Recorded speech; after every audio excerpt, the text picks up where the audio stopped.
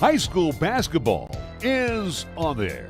It's the regular season finale this evening, live from historic Story Gym in Cheyenne. Hi, this is Larry Proietti, inviting you to join Nick Proietti and me tonight as we bring you Cheyenne Central and Cheyenne East. Yeah, the crosstown rivalry. Back-to-back action with girls and boys right here on 1480 KRAE. High school hoops on KRAE are being brought to you by our fine sports sponsors. Now let's send it out to Story Gymnasium for basketball action times 2. Regular season finale, and we got a good one for you. Cheyenne Central, Cheyenne East, girls and boys, back-to-back action.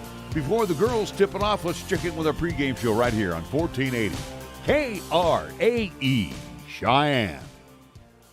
Good evening. Welcome from historic Story Gymnasium. Larry Proietti along with Sunny Boy Nick Proietti as we get ready for, can you believe it, the regular season finale. After tonight, 2 more weekends of high school hoops, and then we start thinking about baseball. Softball as well, too. Possibly had a chance to talk with head coach, at least Adam Galicia here for the Cheyenne East Lady Thunderbirds softball, saying, hey, they got some indoor facilities now at the junior league field, so again, we might be able to catch a couple of softball games possibly this season, but we shall see. But either way, yes, again, the end of the regular season, East versus Central, where in these contests, and we'll start on the girls' side, Central has something to play for, at least that is for seeding number 2 out of the Southeast Quadrant. If they defeat Cheyenne East, that's pretty much set in stone. If they can defeat Cheyenne East, if they are to lose, Laramie to win, which again they should against Cheyenne South. Again, that game over at Cheyenne South, again, would vault Cheyenne Central down to the 3 seed. For Central, they would be, again, down to the 3, Laramie up to the 2. Cheyenne East, we know the Lady Thunderbirds are automatically number 1 out of the Southeast Quadrant. And then we move to the boys' action where both teams know they're 1 and 2. East number 1, Central number 2. So you're kind of playing more for pride and for the chance to, again, defeat your in-city rivals. So, but again, for East and Central, as we talked with Coach Rusty Horsley and say what also, too, with Jim Schaefer, there's a bigger, grander picture on the horizon, and again, that's the regional tournament coming up next week at Natrona County. But speaking of regional tournaments, again, do want to mention that we should, and again, hopefully will have the opportunity coming up next week to split time between the regional tournament and the state tournament, especially with right now girls action going on right now up in Sundance and Moorcroft. Both the Pine Bluffs and Burns Lady Bronx and Lady Hornets have moved on to the semifinals in the winners bracket of that regional tournament. Game final, again, a few minutes ago, Pine Bluffs losing to Sundance 41-57, so Pine Bluffs still has an opportunity to make the at least state tournament. It's a double elimination format. Again, they will drop down as I quickly look. They will take on Tongue River coming up at 9 a.m. tomorrow at Sundance. So that's how it sizes up. Burns later on, or at least should be underway right now. Burns and Lady Bronx will take on the Lingo Fort Laramie, at least Lady Doggies. Looking at boys action, Pine Bluffs will have the late night contest against Tongue River in the winner's bracket. That will be at least at Sundance. Burns did lose yesterday, or at least they lost to Tongue River. Did win against Sundance today, so Burns still continues to live on in the loser's bracket. They await the loser of Bighorn and Wright. So that's how it sizes up. Where again, few teams right now for again our county schools have an opportunity to make it that state tournament. All right, we do want to mention tonight's game. It is going to be electric in here, as I always like to say, East and Central. Weather nice today. We're allowed people to, at least move the snow and move their cars. And our good friend Lanny's been jump-starting a lot of cars throughout the city of Cheyenne with his business Knockout Lockout. But my point is, it's going to be a lot of folks in there, and we're already starting to feel it for the girls' game. And also, too, I think this is going to have a much different feel than Game 1 because for Glenn Kirkbride, hey, he's got all the troops with him this time. And again, for 3 at least teams here, again, whether it's East High Lady Thunderbirds, East T-Birds, and same with the Central Indians, again, those 3 teams all are set to, again, know what their seeding is. So, again, this regular season finale, it's, again, at what point in time do you rest your starters? What time do you look towards your bench? What time? And again, obviously, none of these coaches want to lose the crosstown rivalry that is East versus Central. But, and again, Coach Schaefer kind of at least made note of that, of there's a bigger, grander picture. And again, it's tournament time coming up next week on the road in Casper, where, again, you want healthy bodies. You want to avoid the injuries. And do you kind of take it a little bit easy, so to speak, or at least kind of look to your bench play to help you out to at least get the win. and again, try to save your starters for, again, the kind of more important game, or at least important game in our eyes. That is, again, Thursday, the start of that regional tournament. Well, one of the injuries that Coach Kirkbride did suffer, Ava Newton, she is not suited. She's 5'10" and a sophomore, so that's one of those big bodies that comes off the bench for Coach Kirkbride. So, again, he's got a lot of his other weapons back that he didn't have in game one.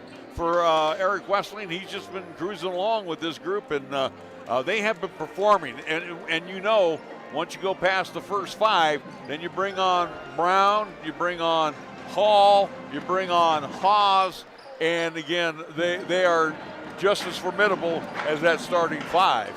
They certainly are. Again, Central, again, got healthy this past week against Cheyenne South, and Laramie picking up some big victories for Coach Kirkbride. Last time these two teams met up again, it was all Cheyenne East.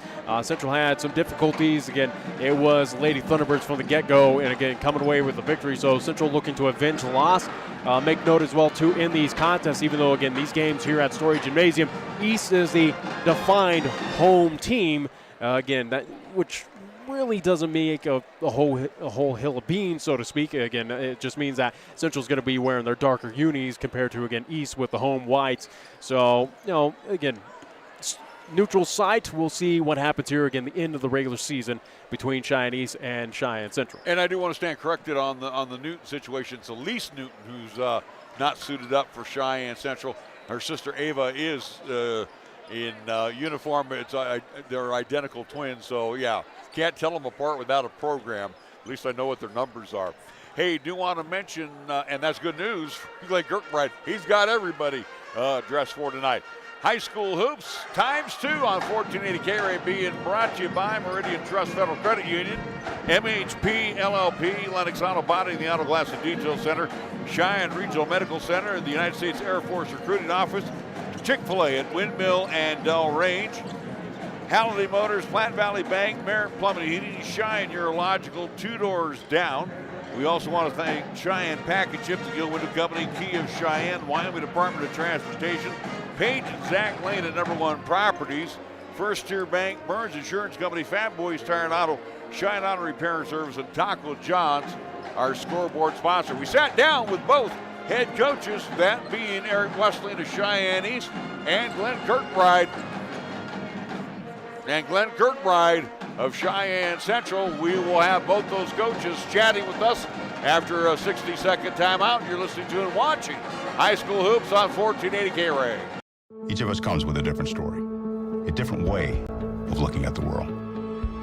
So whatever it is that makes you different will make all the difference. I'm General C.Q. Brown Jr. Come join us.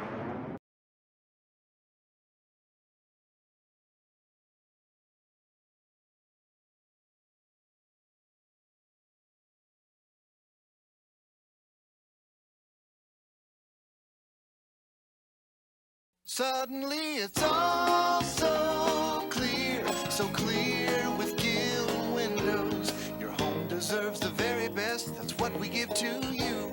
When it comes to vinyl windows, no need to be confused. We manufacture in Wyoming, build them all right here. 'Cause we know the climate, suddenly it's all so clear with Gill Windows. To our pregame show, Glenn Kirkbride, head coach of the Cheyenne Central Lady Indians, and last week a couple of big victories, Laramie and Cheyenne South, but most importantly, what I really enjoyed about your Lady Indians play, offense. And again, we knew the potential was there, but also, too, Coach, you needed healthy bodies to help navigate the floor. But, is this the healthiest you've been all season long? Yeah, it is. It absolutely is. This group is pretty healthy right now and ready to go. We're kind of playing some pretty good basketball last weekend, and I hope it carries through to what we got going on here tonight. So yeah, it is. It's an interesting scenario. Both on the boys' side, their fate is set for the regional tournament. Yep. Cheyenne East on the ladies' side, their fate is already set. Yep. So they're in one of that status quo type of situation. But you you're in a win or possibly lose type of situation. Yeah. And it is East Central, so I guess that's one of the motivating factors. But again, how important is this game for you tonight? Yeah, this is a big one for us. Truthfully, if we can go ahead and get this win tonight, that would put us in a really good spot at the regional tournament, kind of where we want to be. Without this win, we're end up in a tie, and on it, actually, we looked at it. I think it almost ends up a coin flip all the way down to the bottom there. So this would be a fun one for us to get, as you said, Central East, man. If you like basketball, this is the one. This is so fun, and so we're just excited to be here. You know, one of the nice things, too, and again, let's give Coach Westling his due. He pulls off the bench 6'2", 6'1", and Peyton Hall at 5'8". And again, they've been star performers off the bench for him. Yep. But now that you've got those additional weapons, you know, Glenn Kirkbride can pull off 5'10", 5'10", 5'8", and again, give Carson a little breather in the middle. So again, it has to feel comforting as we go back to that first matchup. You've got all the bullets in the pistol. Yeah, no doubt. These guys, those kids coming off the bench for us have been wonderful. They're happy kids that come aggressively, go play and do what we need them to do. And so yeah, if we need to give kids a blow, we feel real comfortable going to the bench. All right, Glenn Kirkbride joined us on our pregame show. We're going to take the headsets off of him. We're going to switch it over and turn it over to Eric Westling. So real quick, Eric Westling now will sit into the hot seat and join us here on our pregame show. We want to thank Coach Kirkbride and Coach Westling of the Cheyenne East Lady Thunderbirds joins us here at courtside in our pregame show. Coach, as I was talking with Coach Kirkbride, it's interesting. In the men's contest, it's already solidified. We already know where East and Central are going to be. We already know where the Lady Thunderbirds are going to be at coming up to regional tournament. Glenn's got a lot to play for tonight, but then again, too, it's East Central, so you really can't poo-poo this game, Coach. No, you can't, and you never want to, especially in the game like this for the community, for our kids, for everything we play for, and bottom line, it's another live rep of something that you won't get very much of down the stretch here for regional week, and so we're focused. We had a good 3 days of practice. We're ready to go. Is it good for both squads? Again, you're speaking on behalf of Coach Kirkbride as well as you, that you're only having the one game this week, getting ready for regional at Casper and Natrona? I think you can see both sides of it, but I definitely think it's good on our legs right now. You never, knock on wood for Coach and myself, we don't want any kids to not be able to play in the regional tournament and due to injury or anything, so it is kind of good in that respect. Same time, you want to, again, as many reps as you can get right before those big games start. It's to be real honest, especially for these teenagers, it's been a grueling 7 weeks since we come back from the Christmas break. And again, it culminates here with East Central, and this is a great conference matchup. So looking forward to both the girls and the boys contest. But, I look at this game, though, for you, Coach. You know where you're going to be at. Is this one of those, and I know Central's got their bullets all back as opposed to game one, but is this one where, about the third quarter, maybe it's time we take a look at the future, or do you take it all 32 minutes? Yeah, we go all 32. We don't even look. We let our play dictate what we're able to do, and we know Central's going to be ready for us. And we've prepared for that. We've prepared to play our best basketball down the stretch here, and so if an adjustment comes, we'll make it. But right now we're focused on a really good game. Finally, as we get ready for regional tournament play, and now that Glenn is healthy for a change this year, talk about who does Central remind you of the teams that you played here in the East? Central is scrappy. I think of Laramie. I think in odd ways, just how they can get hot real quick. Laramie, Sheridan's, Campbell Counties, in different varieties. They remind me of those teams that present a multitude of problems for you, and so that's what's unique to those groups is we got to be ready for everything. Best of luck, Coach. Thank you. Head coach Eric Westling joining us on our pregame show. We'll take a 60-second timeout. Starting lineups: Lady Indians, Lady Thunderbirds game one, followed by the guys contest. And again, it's both of them here at Story Gym. We'll be back after the 60-second timeout. You're listening to and watching High School Hoops on 1480 KRAE. Boys Tire and Auto. When you need tires or auto repairs, find the Fat Boys. The Fat Boys family has been serving Wyoming and Nebraska for over 50 years, and we offer your family the best selection and service in the region with expert advice and quality work done right the first time. Get price quotes and schedule service at fatboystires.com. Before you go flat, you better go fat. Fat Boys Tire and Auto.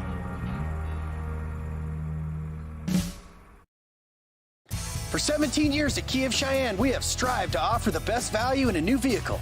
I'm AJ Miller, and the new 2023 Kia Seltos will take on the roads with rugged capabilities for all climates. The 2023 Kia Seltos has available all-wheel drive, 10-inch touchscreen, heated seats, and turbocharged power. With the new Kia, get one of the best warranties in the business. Come into Kia of Cheyenne, call 775-0123 or go to kiaofcheyenne.com, and we'll make it easy. All the Taco Tuesday excitement at Taco John's can really start to mix things up. Just look at these delicious simmering Tuesdays. And on this taco, Tuesdays are only $1.19. See you on Taco at Tuesday John's. Oh, whoops, Taco John's. Hey guys. He's not wearing anything. What?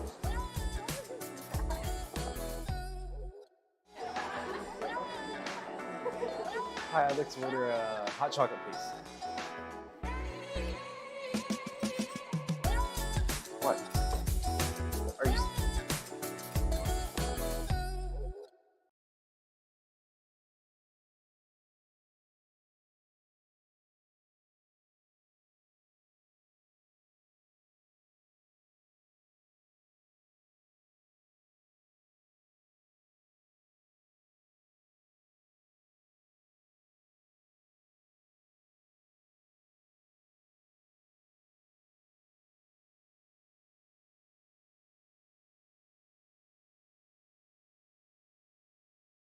Edition of the national anthem. Always good to hear that song.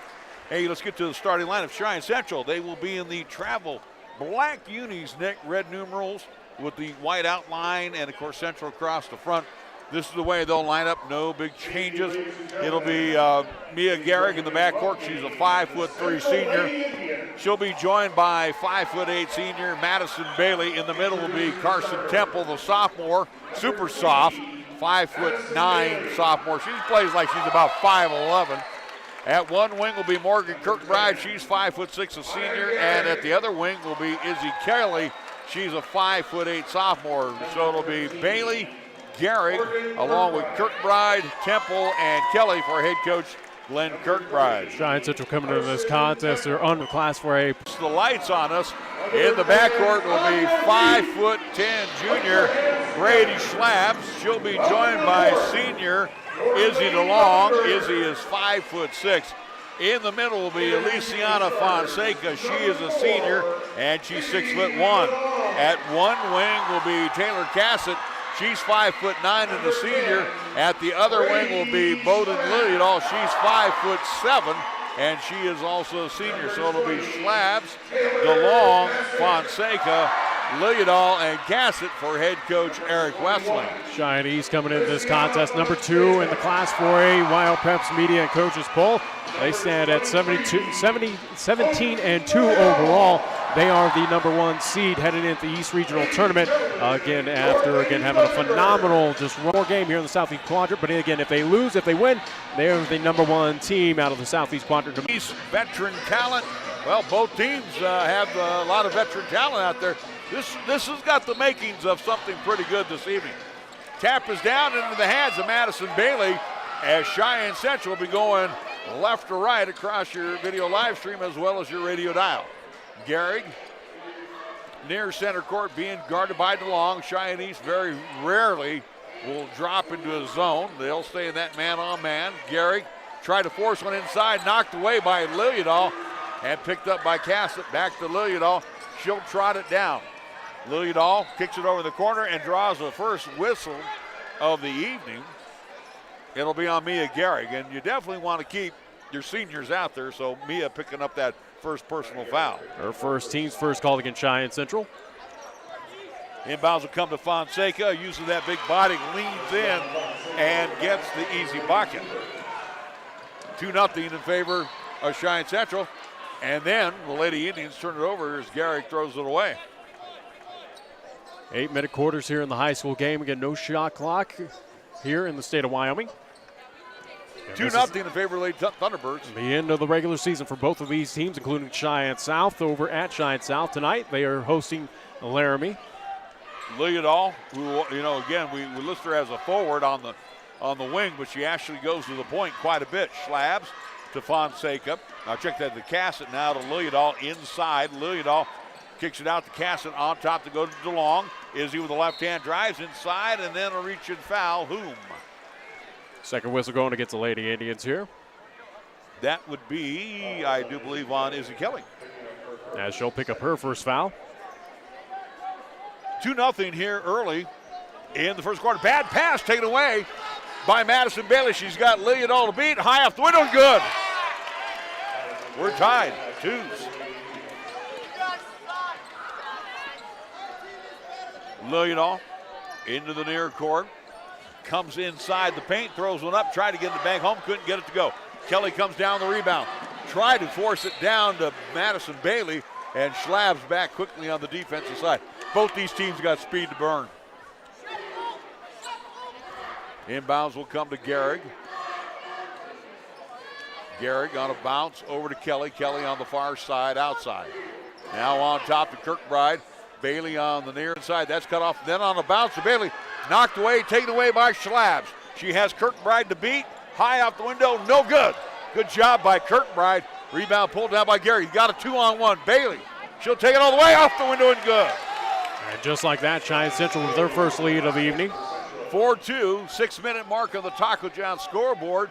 Fonseca, I checked that, Lillidahl calling out the play. Kicks it out to DeLong. Izzy with the left hand. Now we'll give it off to Schlabs. Schlabs trying to work on Madison Bailey. Takes it inside, off the glass and good. She is so quick. We're tied at fours. Gehrig gets inside, pull up Jay, that's good. Little 5-footer for Mia Gehrig, and it's a 6-4 lead in favor of Cheyenne Central. DeLong over to Schlabs. Schlabs with the left hand drives along the baseline, kicks it in the corner to Cassett. Lillidahl now back on top to DeLong for three. Bang! And an Izzy DeLong sighting for a trifecta. As we go back and forth with the lead changes here between the two early on. 7-6 hour score. Coach Kirkbride in front of us calling out the play. Gehrig with the left hand hands it off far side to Bailey, who takes it up on the top. Again, they're staying outside the arc. Back to Gehrig. Gehrig dumps it down low to Temple, puts it up and in. Carson Temple with the bucket. And then quickly down court, just like that, Schlabs kisses it off the glass. We're gonna have a war here today. Temple inside. Did she get called for the offensive charge? They're to count the bucket. No, they're going to call the offense. The ref was more pointing of again for the. Or wipe it off. Okay, so the foul will be on Temple. Third whistle going against Cheyenne Central here. Eastwood none. And again, I think that was more so, again, what we saw. The official telling the players of Cheyenne East coming in to sit down to at least direct traffic on the table. But he went like this with the two fingers, though, I think it was more so, again, trying to get them to sit down. Schlabs in between the loops, far side. Jade Brown is checked in, and then we got a push inside, and that's going to be on Cheyenne East. Offensive foul. Also see Peyton Hall in there as well. First whistle going against the East High Lady Thunderbirds. It'll be on Fonseca as she comes on out. Backcourt pressure and taken away by Lillidahl. She hits the deck on a bounce out to Hall. Hall, the freshman. Now in the corner to Lillidahl. Lock and low for three. Bang! And a Bo Lillidahl trifecta makes it 12-8 in favor of East. And then a push along the side on Brady Schlabs as she will pick up her first foul. Score is 12-8, advantage Cheyenne East. Cheyenne Central with the basketball, 4:03 remaining here in the first quarter. Temple into Gehrig. Gehrig walks it over to the timeline. Bounce to Madison Bailey, near side, on the outside.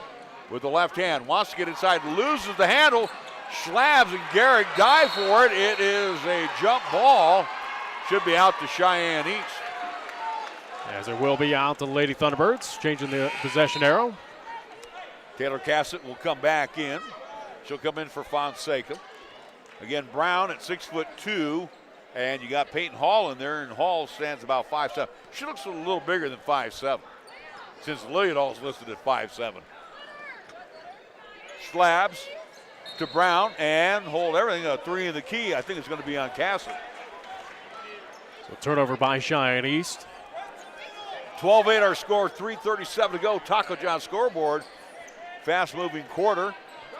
Inbounds with backcourt pressure. Gehrig gets it down court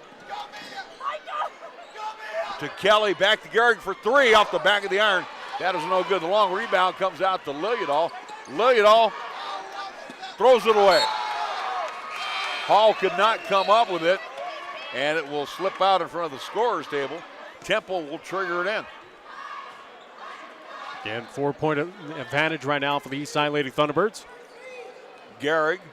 Again, your number 2 team here in Class 4A, according to the Wild Preps Media Coaches Poll. To Kelly, far side, in the corner.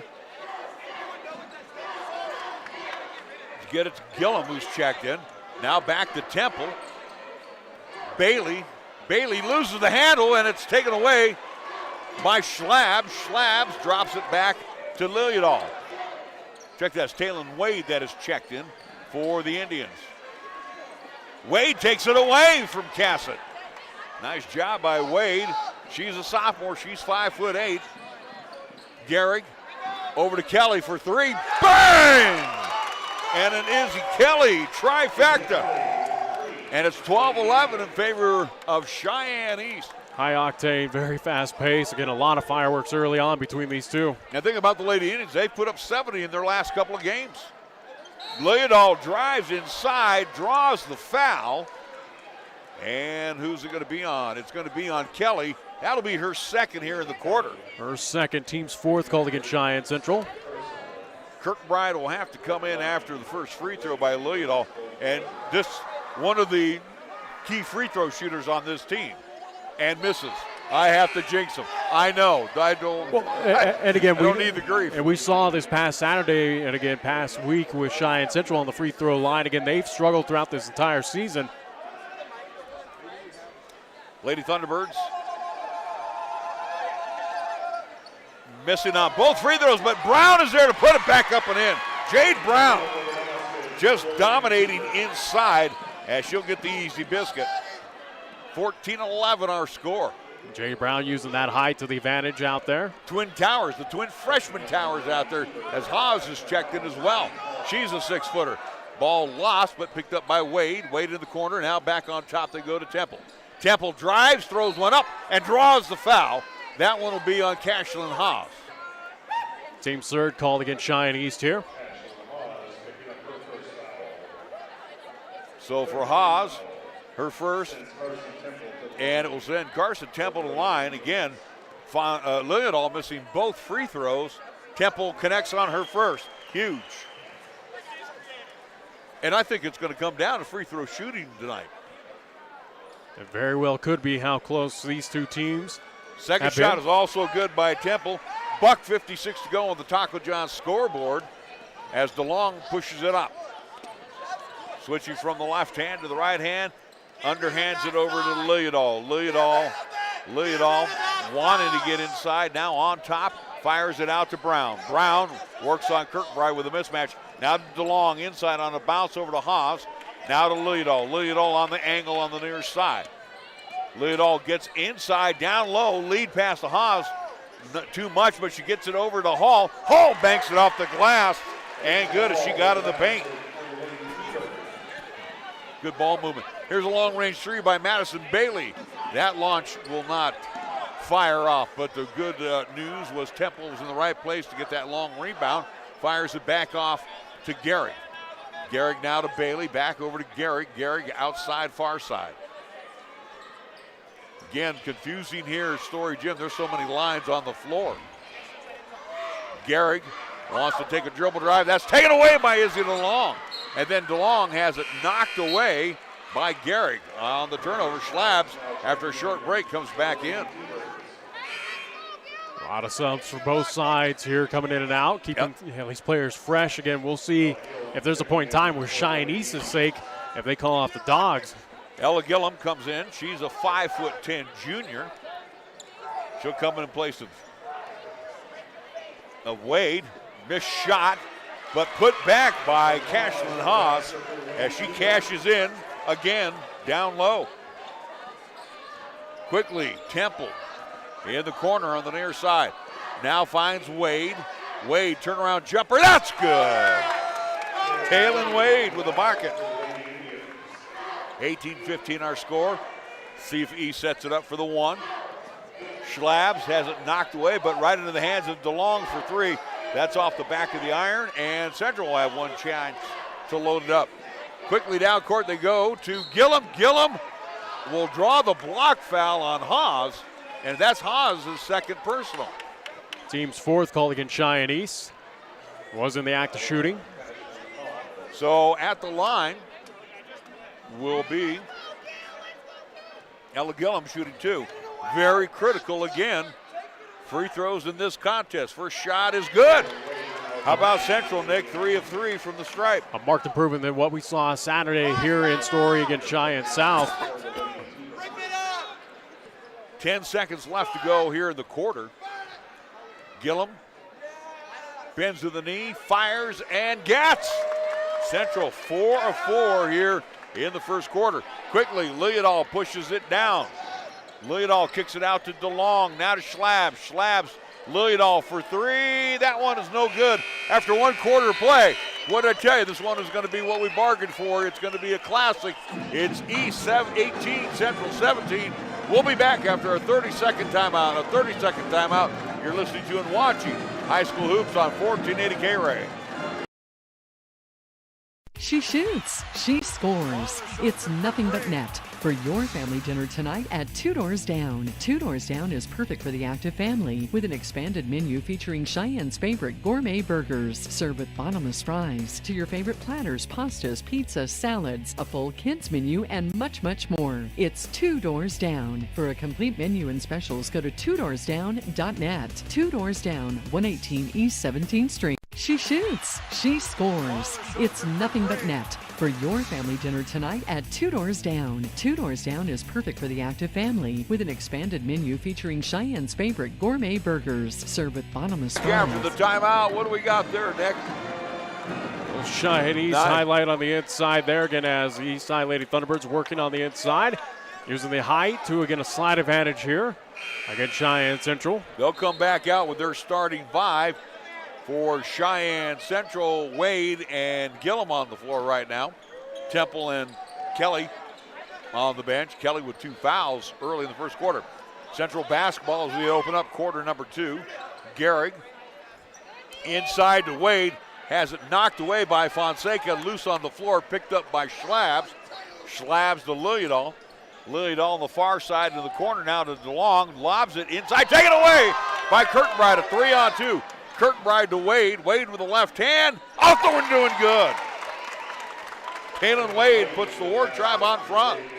And lead changes back and forth here in the first half. We'll see Kelly and Temple coming in on the next horn. Liljedahl in between the loops.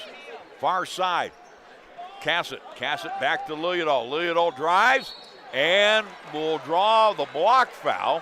In the act of shooting was Bo Liljedahl. It'll be on Ella Gillum.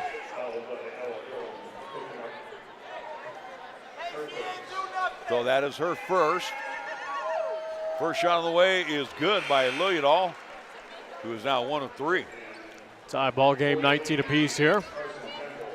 7:08 to go before half. Gehrig and Wade will come off. Good minutes by Taylor and Wade. Second shot on the way is good. 50% for Bo Liljedahl. and a 1-point advantage for Cheyenne East. Temple on a bounce off the knee of Bailey and ends up in the hands of Fonseca, who will give it off to Lilliadahl. Lilliadahl to DeLong. DeLong on the near side, then drops it back to Lilliadahl. Head fakes, pushes the pass back to Cassett, and then we're going to get a travel on Schlabs. I think Schlabs wanted to shoot. Did you see that as well? Kind of had that second thought of, again, wanting to take the open shot instead. Again, moving the feet, turnover by Cheyenne East. East with the 1-point advantage here. Lilliadahl will come on out. Peyton Hall back in. Talk about an up-and-comer right here, Peyton Hall. She's going to be a good one, too. All three of those freshmen are fantastic. We're going to get a spin-around move inside by Kelly and a travel. And so back-to-back turnovers.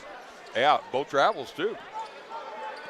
2019, our score on the Taco John scoreboard. Larry Proietti, Nick Proietti, courtside. It's going to be a festive night here in Story Gym. Schlabs sends it back to DeLong.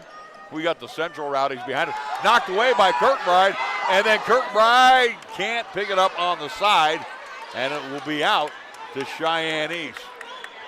Again, as Story Gymnasium fills up here compared to what we saw Wednesday and Saturday last week. Again, it's starting to get a packed crowd here for this crosstown battle. Oh, didn't we park like in Albany County just to get here tonight? Peyton Hall, Fonseca baseline, leaner, good. So for Elisiana Fonseca, she's got 4. Inside quickly comes Kelly, good. High power, just offense. Yeah, how about just slithering in for that bucket? DeLong on top, hands it off to Hall. Hall drives inside, might have took an extra step, or was the whistle before? The whistle should be before. The basket will count. The basket is good, and that is going to be on Izzy Kelly.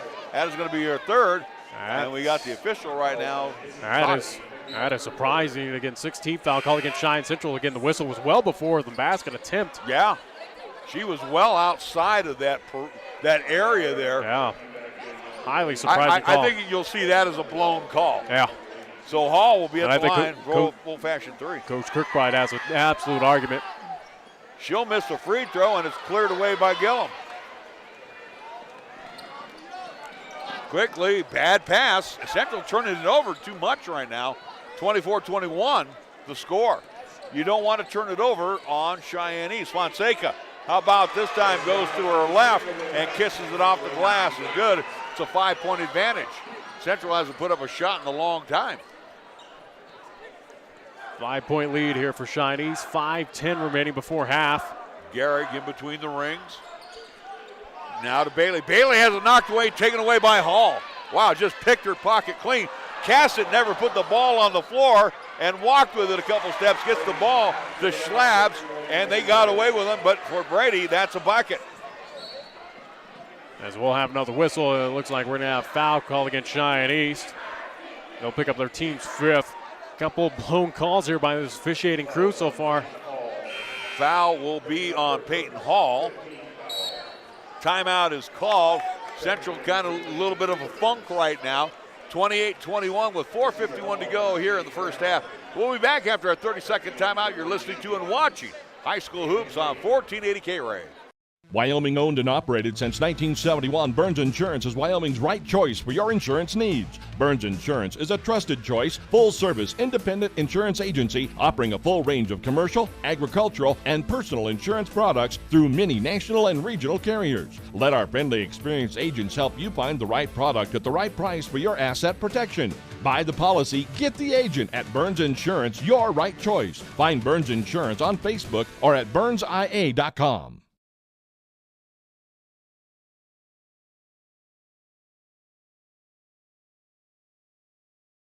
Hoops.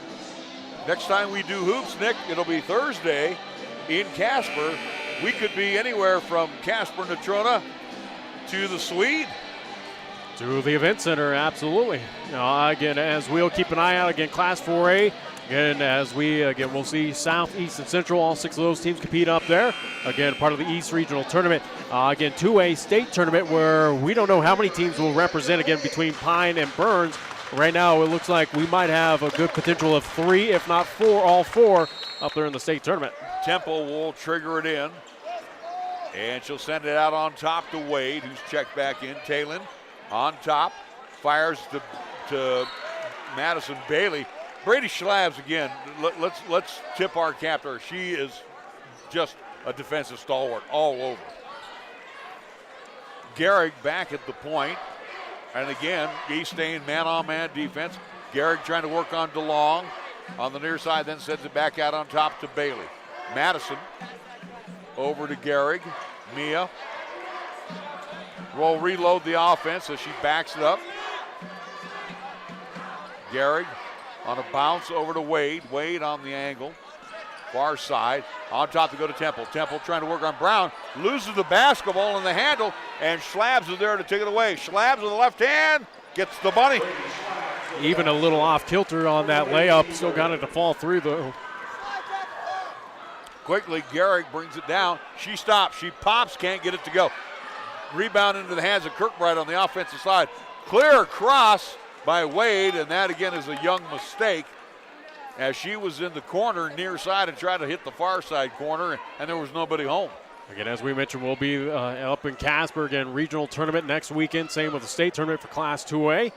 And again, you can listen to those games, 1480 AM, 101.1 FM, 1480KRAE.com on the audio side. Video live streaming as we're doing right now on the 1480KRAE YouTube channel. Lilliadall down low for Brown, and Temple wrapping up arms, and I think she's going to be called for the foul. As that'll be the 7th whistle going against Cheyenne Central. Bonus time now for Cheyenne East. And that'll force Ella Gillum back in. And again, I mentioned at least we will be video live streaming, but again, due to postseason play, again, we can't show the actual action video-wise. Instead, we will still stream the audio on the YouTube side for, again, those postseason tournaments. Jade Brown at the line, 1+, and first shot is good. How about a 10-point lead now for Cheyenne East? Just like that. But again, too, Cheyenne Central has provided that 10-point lead with all those turnovers. Second shot of the way is no good, and Kirkbride comes down with the board quickly to Gehrig in the backcourt. She gets past DeLong and then fires wide open underneath. Gillum puts it up and in. That'll end the scoring drought there for Cheyenne Central. And that's how you beat the press. Gillum has 4 points. Lilliadall, far side DeLong. DeLong with the left hand back to Lilliadall. Lilliadall with a little pump fake, then drives inside, has it stripped away, gets it back. Tried to get it to Fonseca, knocked away by Talon Wade. It's 31-23. Ball will still stay with Cheyenne East. 3:10 to go before half. Schlabs, right of the bucket, will get it in to Lilliadall. Knocked away by Wade, picked up by Schlabs. Good place for her to be, right in front of the central bench. Schlabs with the right hand, switches over to the left hand. Finds a wide open Izzy DeLong. DeLong will bypass the shot on a bounce out to Lilliadall. Lilliadall again, pump fake, head fake. Loses her balance inside. Might have been hip checked. You saw that better angle than I did. The 8th whistle going against the Lady Indians. Shooting time once again for Cheyenne East. So Talon Wade.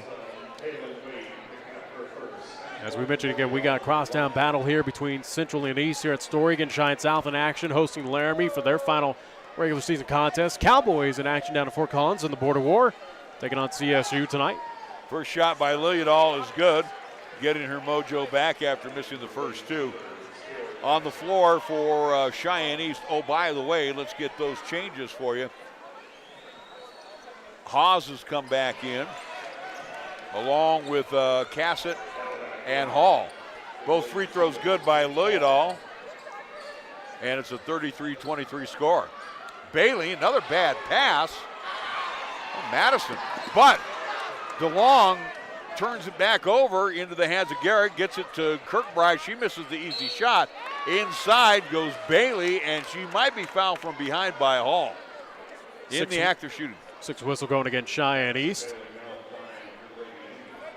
See again, that official made the same movement too again. Yeah, so keep an eye on that. So Hall commits her second personal. Schlabs along with Fonseca coming in on the next horn. First shot is well off the mark by Madison Bailey. Coming up at halftime, we'll have pre-recorded interviews with head coach Rossi Horsey of Cheyenne East, same with Cheyenne Central head coach Jim Schaefer. Pre-recorded from earlier today. Eyes it, fires it, and gets. Central not doing too bad from the charity stripe, Nick. They're 5 of 6. Again, a marked improvement in what we saw Saturday against Cheyenne South. 33-24. Cassett traveled with it. Kind of was off balance when she caught the pass. Kind of had her leaning to the right. And before she put the ball down, moved the feet. Turnover, ball out to the Lady Indians, who trail by 9. 33-24 our score. Gehrig on a bounce over to Kirkbride. Kirkbride outside. On top to go to Gehrig. Gehrig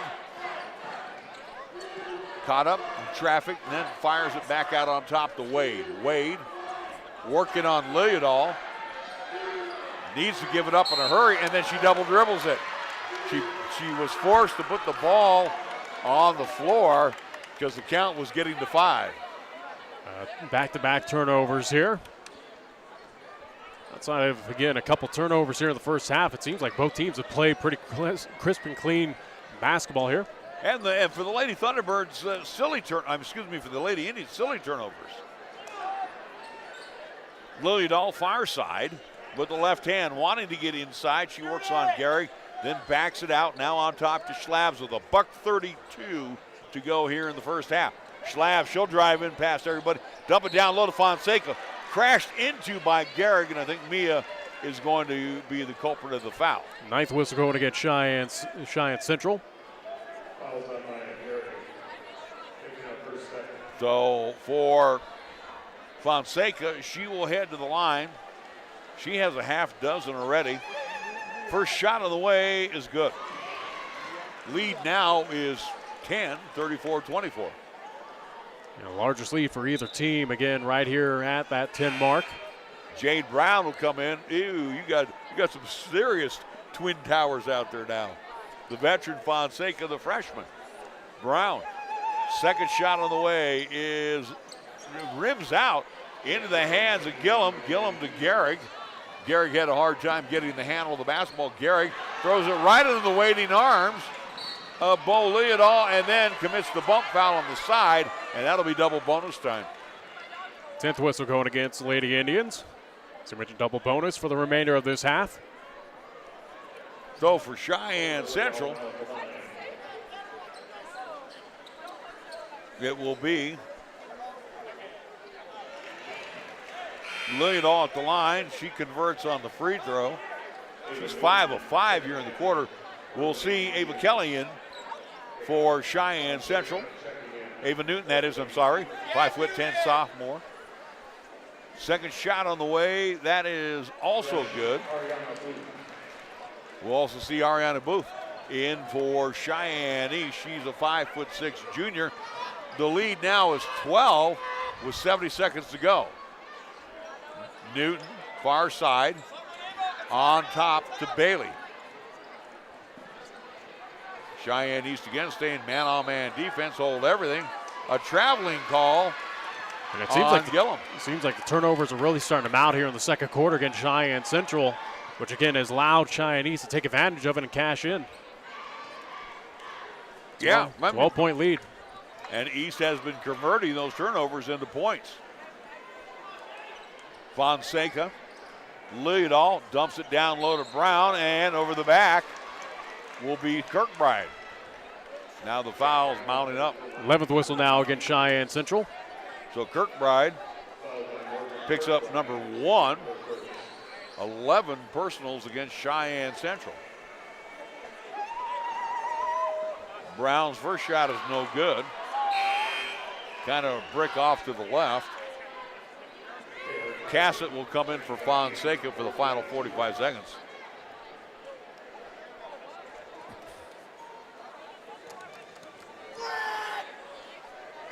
Second shot on the way. That one is no good as well. Cleared away by Gillum, and then we're going to get a foul in the backcourt. If that's on DeLong, it'll be shooting time for Cheyenne Central. And it looks like that will be the case. 7th whistle going against Cheyenne East. As again, it will look like DeLong will pick up the foul, or first. Ava Newton will be at the line 1 plus. Try to get it to 10 if she can. First shot on the way is no good.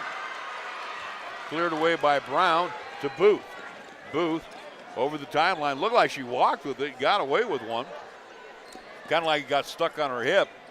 Hands off to DeLong. DeLong to Lilliadall. Inside throws up a right-hand prayer. That one is no good. Last touch by Kirkbride. And again, Cheyenne East, what you're seeing with the Thunderbirds, they're just so ball hungry. They wherever that ball is at, they go after it. Yeah, just the pure definition of ball hawks out there. Again, this is a well-rounded offense and defensive unit. Ball knocked away by Madison Bailey. So Bailey will knock the ball out, and it'll be in favor of Cheyenne East. It will be Lilliadall on a bounce into Brown. Brown with 24 seconds to go. Now to Newton. I check that to DeLong. DeLong, Lilliadall, top of the key. She wants to get inside, has to kick it out to Booth. Booth with a left hand, and then slid on the floor and travels with. So again, Central has a chance here in the final 13 and a half seconds to, at least whittle down the deficit. A three-pointer would be huge here for Cheyenne Central. Bailey wanting to get inside, took an extra step as well, and she travels with it. You can see that. Again, another turnover here in this second quarter by Cheyenne Central. They have been plagued.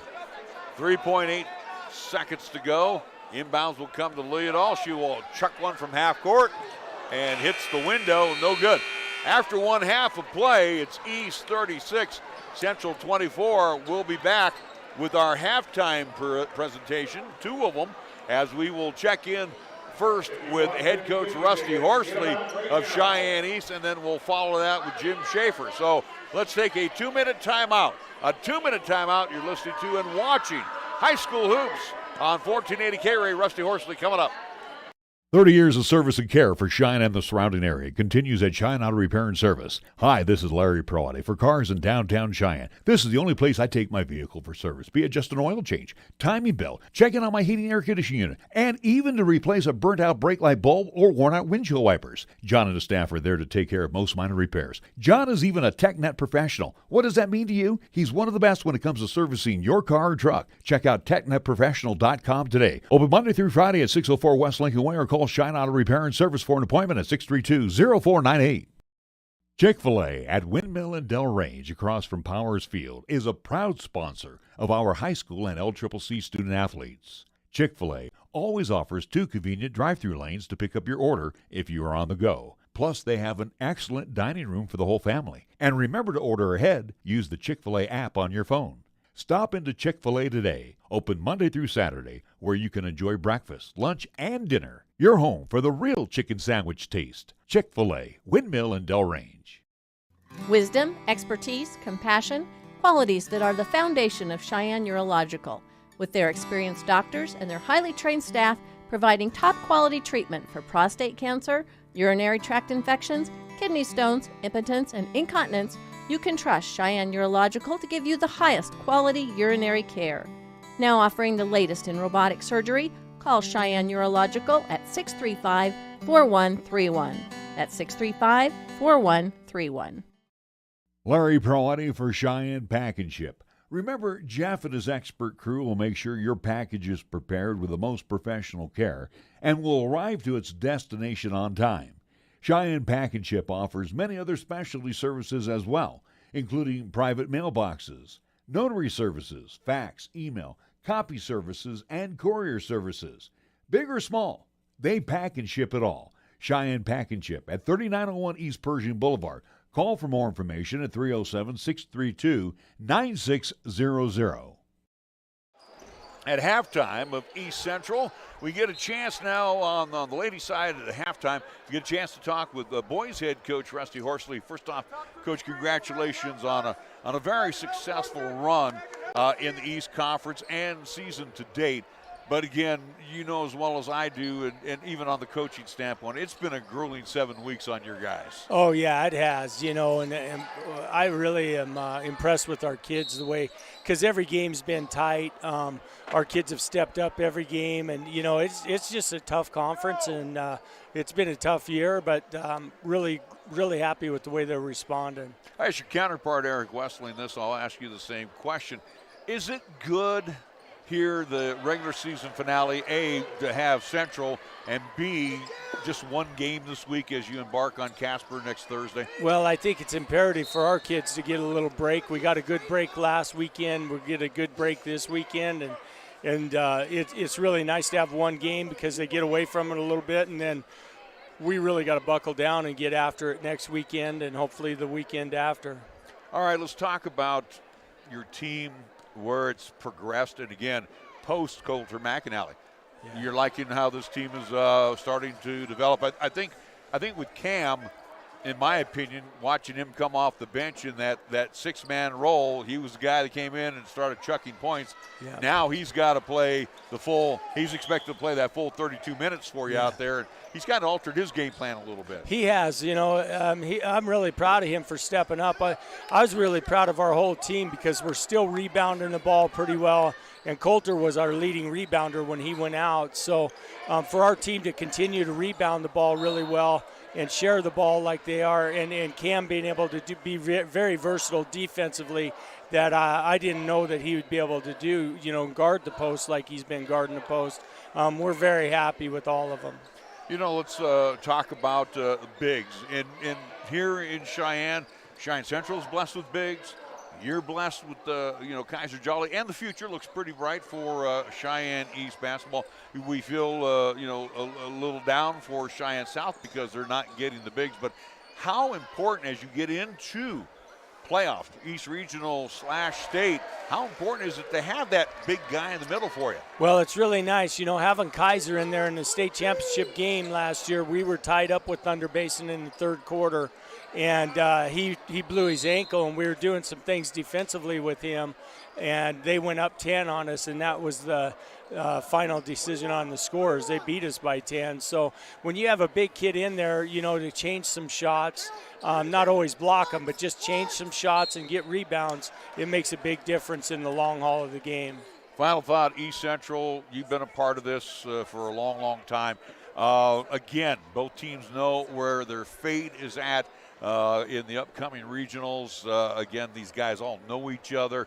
But, when you throw the ball up, it's going to be 32 minutes of good basketball. But my question is to you, do you pull back a little bit too? Because, again, I know you're coaching it to win and the players are playing to win, but also, too, you don't need any excess problems like an injury to happen. So I guess my question is, do we see the full Monty, so to speak, of Cheyenne East tonight? Well, you got to be careful with that because, like you're saying, we're first in the quadrant, first in conference right now, so we don't want to really risk anything because this game is, it's a prideful game still for the city of Cheyenne, but also you don't want anybody to get hurt. So it's going to be an interesting game. I don't recall ever being in this situation where everything's already set and it's not a win-lose situation. It's just kind of get through it. But it's going to be interesting to see how we have to dial things back and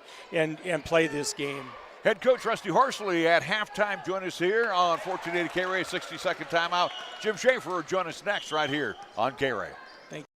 At the Cheyenne Regional Heart and Vascular Institute, you're welcomed with the warmth of a community hospital and cared for with help from the most advanced technology in the industry. With our full spectrum of in-house heart services and procedures, you can get the treatment you need, recover, and get right back out there, all while remaining close to home. Find out more at CheyenneRegional.org/heart. In the 1960s, Bruce Lee said, "Be water, my friend."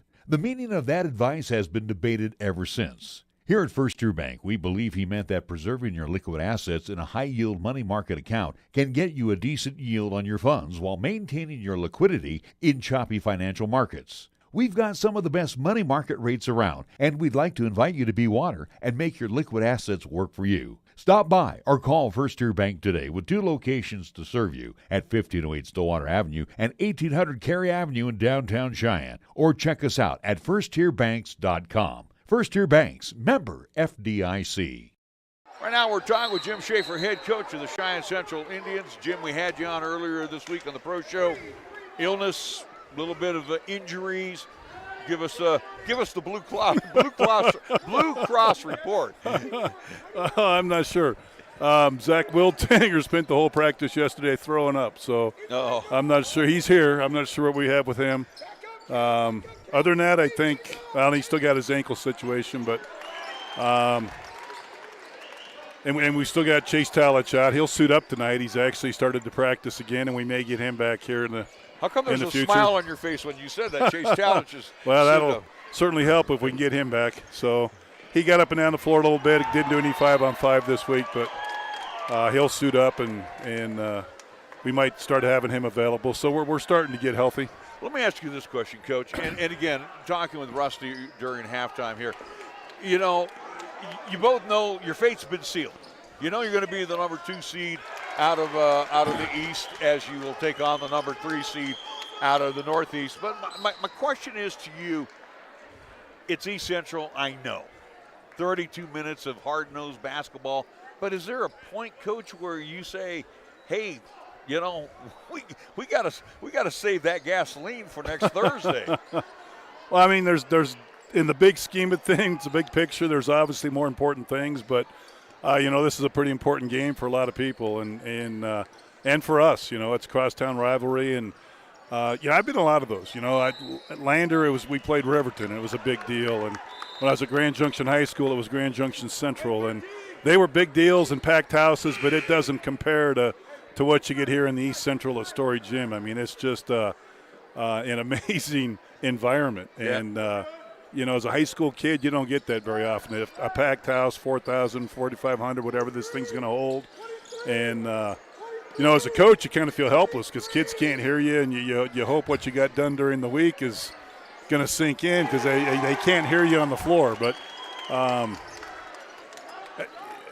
to answer your question, I mean, there's obviously more important things down the road, but it's still a pretty important basketball game. It's very electric in here, I'll give you that, Coach. Finally, I asked Coach Horsley this as well. I ask you the same question.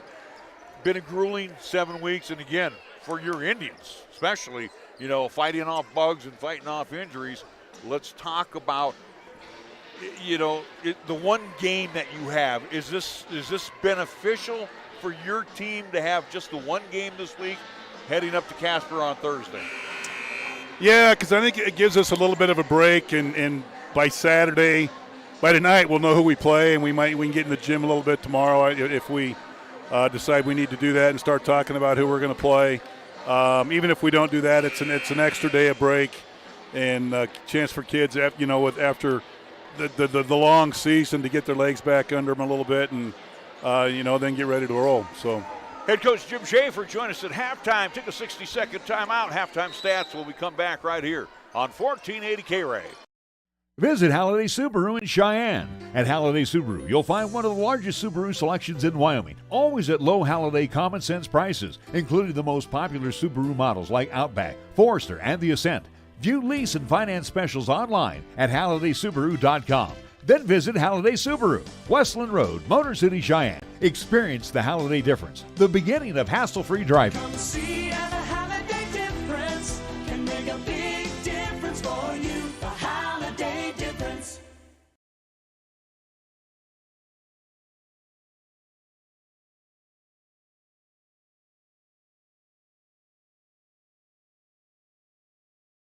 Welcome you back to Story Gymnasium. Nick, for the East High Lady Thunderbirds in the first half. They scored 18 in quarter one. They scored 18 in quarter two. And they really made Central look bad, especially on the turnovers. Central, you know, I'm looking at like senior Madison Bailey, 3 turnovers where she couldn't even get the pass across the way. And again, you got ball hawks out there like Schlabs and Lillidahl and DeLong. I mean, they are just day in, day out, just very good on the court. For the East High Lady Thunderbirds, we're just going to go right down the list here. Izzy DeLong has a 3. 8 points for Brady Schlabs. Bo Lillidahl, after going with a trifecta in the first quarter, she missed 2 free throws. She hit 6 straight in quarter number 2. She has 9 points. Elisiana Fonseca, steady Eddie again, 8 points for her. Jade Brown has 3 off the bench. Cashlyn Hawes has 2 off the bench. Peyton Hall has 4 off the bench. That's your scoring for Cheyenne East.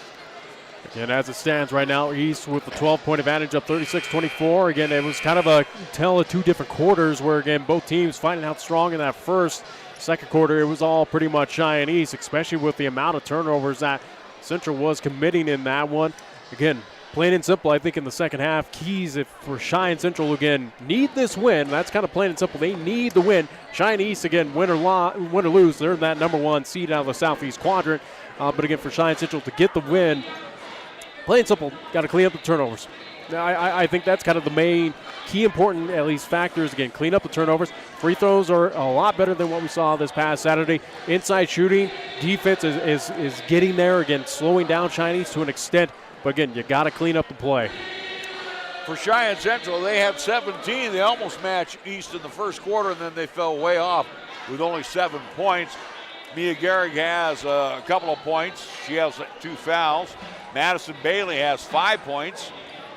Carson Temple has 4 points. She had to sit down too. She picked up her second foul early in the second quarter. Morgan Kirkbride did not score. Izzy Kelly has 5. Kaylin Wade, I thought, played really good off the bench. She has 4 for Cheyenne Central. Ella Gillian off the bench as well had 4 points. Ava Newton missed on 1 free throw attempt. So we're getting ready for quarter number 3. It will be East basketball. They'll now be attacking the zone to our right. Again, East versus Central here, ×2. Again, girls action up right now. Again, boys to follow immediate.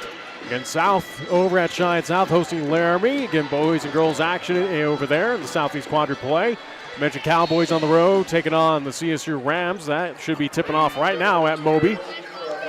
It will be East basketball. Brown is the only different starter, and quickly Brady Schlabs on a jumper from about 17 hits the bucket, and East continues to extend their lead. Temple down low, gets it into Kelly, and Kelly will draw the foul. That should be on Brown. First whistle going against Cheyenne East here in the second half. As that will go against Brown, she'll pick up her first. Izzy Kelly, 5 in the first half. First shot is good. Thing about Izzy, though, she's got 3 fouls, Nick, but I think in the case of Coach Kirkbride, you got to go with what got you to the dance. Yeah, plain and simple. Again, for an important victory that you need here. Second shot is also good. Very impressed with the Lady Indians from the stripe today. They've only missed 1. Again, Cheyenne Central, if they are to win this contest, again, would solidify them as the number 2 seed in the Southeast. And again, going into the East Regional Tournament. Lillidahl with a drive inside, hung on the front rim and then falls in. So Lillidahl with a bucket. Quickly down court, Cheyenne Central. Kelly has the ball stripped away by DeLong into the hands of Lillidahl, who really never had the handle of it, but she kept running with it. And then finally the official said, no, you got it now, you're traveling.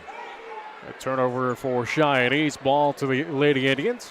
Again, Lady Indians, if they lose and Laramie is to defeat the Cheyenne South Lady Fighting Bison, again, tiebreaker, at least it seems like, should go in favor of Laramie, but it sounded like Coach Kirkbride mentioned that. Again, a coin flip. You never know how those things turn out, too. Wow, you got a 50-50 shot in it.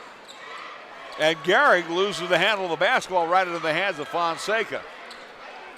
So back-to-back turnovers by Cheyenne Central. What we said they can't do coming out of the locker room. Brown with the left hand. On top, they'll go to Schlabs. Schlabs outside. On the wing now. Terminates her dribble. Sends it back out on top to DeLong. Izzy with the left hand. Switches over to the right. Then drops it back to Lillidahl, who drives inside and had free reign. Nobody shut her down. Just an easy entry inside. And she'll put up the bucket. Quickly down court. Kelly leaves it short. Battle for the rebound. Bailey hits the deck, ends up in the hands of Schlabs. Schlabs quickly out to Lillidahl, squares for the three. That misses the mark, tracked down by Brown. No, couldn't get to it. She tried. She's got a long enough wingspan to attempt it. She was using the wings there. As we'll have a timeout called by Coach Kirkbride. 6:12 to go here in the quarter. East 42, Central 26. Back after a 30-second timeout. You're listening to and watching High School Hoops on 1480 KRAE. For nearly 30 years, family-owned and operated Lennox Auto Body, along with the Auto Glass and Detail Center, has been serving our community with quality and customer satisfaction. It's a pretty simple drill. When you want it done right the first time, call Lennox Auto Body for an appointment at 307-634-6608. Lennox Auto Body at 1020 Dunn Avenue. And the Auto Glass and Detail Center. Remember, it's not clean until it's Lennox clean at 617 East Pershing Boulevard. Lennox Auto Body. No shortcuts, no compromise. Have that phrase, Moses parting the Red Sea. How about Lillidahl parting the paint? getting the easy bucket. Where's the defense? Well, the defense is just kind of avoiding the foul call there, just allowing her to get the easy entry. And again, Cheyenne's taking advantage of it, now leading 42-26 as things start to get out of hand for Cheyenne Central. And right now I'm sitting here, impartial. I really don't care who wins. My point is, I thought Central would be a lot more competitive in this game. And now here comes, at least brings up the question right now for Coach Wessing of, again, when do you look to your bench play, which, again, you have so far. But, again, when do we see the starting five kind of take a seat for the remainder of this contest? And Erica's already run 9. A reach-in foul by Brown. That will be her second. She reaches in on Temple. Second team foul called against Cheyenne East. But it does bring up the question right now for Coach Wessing, again, when do we see some of the other JVers get into this ball game and kind of rest some of the starters with, again, the large lead that you have right now? Cassett checks back in for Brown. Temple, left of the cylinder, will trigger it in. Sends it out to Kelly. Kelly gets a screen from Kirkbride. In the corner, they go to Bailey. Bailey with the right hand. She's double teamed and then drops it back to Gehrig. Gehrig on the far side to Temple. Temple works on DeLong, has the mismatch. Now to Kirkbride for three. Bang! And a Morgan Kirkbride sighting for three. So it's now 42-29. Fonseca works on Temple, leans into Temple, and draws the body-to-body contact. First whistle going against Cheyenne Central here. So for Temple, that would be number 3, Nick. That's a key foul right there for Coach Kirkbride to keep an eye out.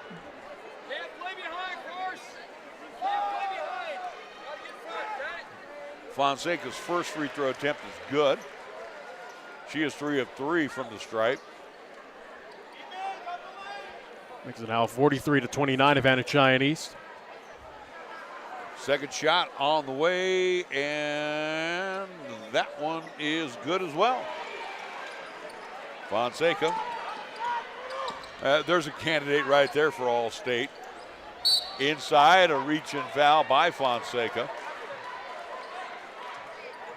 Again, I've got to sit there and jinx her, right? Candidate for All-State, and then she commits a foul that shouldn't have happened. Her second, team's third call against Cheyenne East. Temple in between the rings. They go back to Gehrig. Central trails by 15. Foul inside, or is it a jump ball? I think it might be on DeLong. I think it is a foul. Should be team's fourth call against Cheyenne East for DeLong. That should be her second. And they just get taller and younger. Gizzy steps off, the senior, gives way to the freshman, Peyton Hall. Ball again stays with the Lady Indians. 5:07 to go here in the third. Inbounds to Gehrig, far side. Gehrig, the dribble, terminates into the hands of Temple. Temple trying to drive along the baseline. That's cut off by Fonseca. Quickly to Gehrig. Gehrig throws one up. Couldn't get it to bank home. Temple comes crashing in. Might be her with a loose ball foul. As that will be the situation. Second team foul called against Cheyenne Central. That hurts. For Temple, that's her fourth. And she's going to have to take a seat for a long time here in the second half. And there's a lot of time left here in the third quarter. 4:50 to go. Hall. Far side to Lillidahl. Lillidahl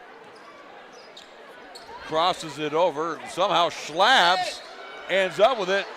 I think they wanted to go to Fonseca, knocked away into Schlabs' hands. The Schlabs goes down low to Fonseca. She'll be fouled. And the foul will be on Kirkbride. It'll be her second team third called against the Lady Indians. Fonseca at the line again to shoot two. First shot is good. Cooley, Comley, and a veteran. 16-point lead right now for Cheyenne East. Fonseca 5 of 5 from the free throw line. Lane violation. Doesn't matter. She hits them all. How about that from the free throw line? Bad pass in the backcourt, but Gary comes away with it. And inside they go to Kelly. Kelly will drive and draw the foul on Cassett. The basket is good. Foul will go against Cheyenne East, team's fifth. So count the bucket and the harm. Kelly right now, Nick, with 9 points. And still at 9, Fonseca skies for that rebound. Gets it into the hands of Liljedahl. Liljedahl pushing it inside with a running right hand. That won't go. Battle for the board, and Kelly comes away with it. Pushes it right into the hands of Brady Schlabs. And one of the things that Central can't do is throw long passes. Missing the first shot from 3 was Liljedahl. Fonseca had perfect position for the offensive board. Jump ball called. Again, it will be possession in favor of Cheyenne Central. Now Central ball as she tied up. I do believe she tied up with Kelly. Kelly fires it into Kirkbride, double teamed in the backcourt, back to Kelly. Kelly finds Kirkbride, got a 4-on-2 down low, wide open is Bailey. She's pushed, count the bucket, and Madison Bailey with a big hoop for Cheyenne Central. Fouls really starting to mount up here against Cheyenne East. There's 6 right there. And the basket is good. That'll be on Taylor Cassett. So Fonseca will come on out. Cassett Brown will come back in. Cassett will pick up her second foul. Madison Bailey at the line, looking for the old-fashioned 3. Cassett out, Hawes back in. 9 whistles so far called here in the third quarter against 6 against East, 3 against Cheyenne Central. This is where you like Cheyenne East. 3 freshmen on the floor right now. Bailey's old-fashioned 3 won't go. Cleared away by freshman Hall, who almost threw it away. Schlabs keeps it alive, but into the hands of Gehrig. Gehrig on the turnover, wants to go all the distance with it. Off the window and good! Nice balance by Mia Gehrig, and it's a 46-35 score with 3:44 to go. Central battling back. A little offensive run here by the Lady Indians. Liljedahl dumps it down low. Unfortunately for Cheyenne Central, the pass was not going to be in Hawes' hands. Kirkbride snuck in and knocked it out. Ball will still stay with Cheyenne East, though. Schlabs lob it into Hawes. In the corner, they go to Schlabs. Schlabs now will circle around the perimeter. On the far side, running right hand. That won't go. Gehrig comes down the rebound. Fouled in the backcourt by one of the freshmen. That'll be on Peyton Hall if that's Hall's third. Team 7th called against Cheyenne East. Bonus time for the remainder of the second half for the Lady Indians. And Central now toes the mark. And Izzy DeLong will check back in for Peyton Hall. Again, with the Mia Gehrig at the line. Don't want to jinx it, but I feel pretty comfortable with her going the one-on-one. First shot is good. Cuts it down to now a 10-point advantage for Cheyenne East. So for the Lady Indians, chance to get it into single digits here with Mia Gehrig at the line. Second shot of the way off the front of the iron, but picked up by Taylor Wade. Wade, fade away, can't get it to go. When she was in the paint, and ball loose on the floor, picked up by Liljedahl. 46-36 with 3:10 to go on the Taco John scoreboard, third quarter. DeLong with the left hand, fires in the corner far side to Brown. Brown now to Liljedahl. Liljedahl outside. Hands it over to Schlabs. Top of the key, Schlabs wants to get inside with a running left hand. Left it short, however, somebody put a paw on her wrist. Tightly called game right now, as that'll be the 4th whistle going against Cheyenne Central. As that will go against Madison Bailey. She'll pick up her first foul. Again, we have had 11 whistles so far here in the quarter. So it will be Brady Schlabs hitting the first free throw. She now has 11. You made that unfortunate note that, again, this officiating crew will be back out for the boys contest. Again, second shot is good. And you know as well as I do, Nick, you were there last year.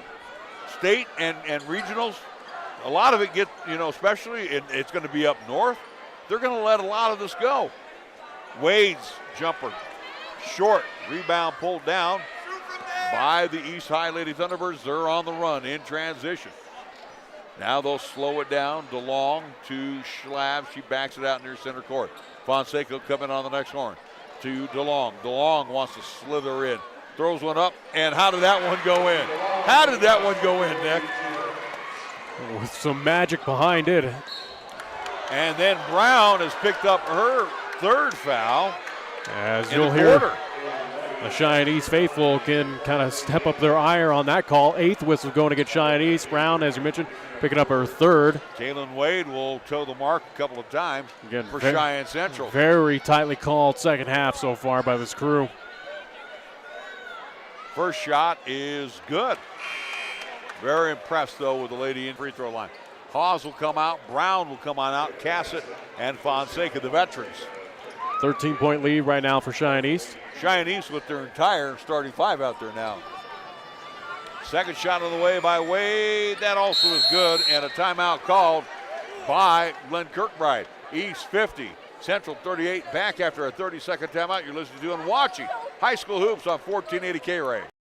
Are you looking for a pharmacist who will actually take the time to talk to you? Then come to Medicap Pharmacy.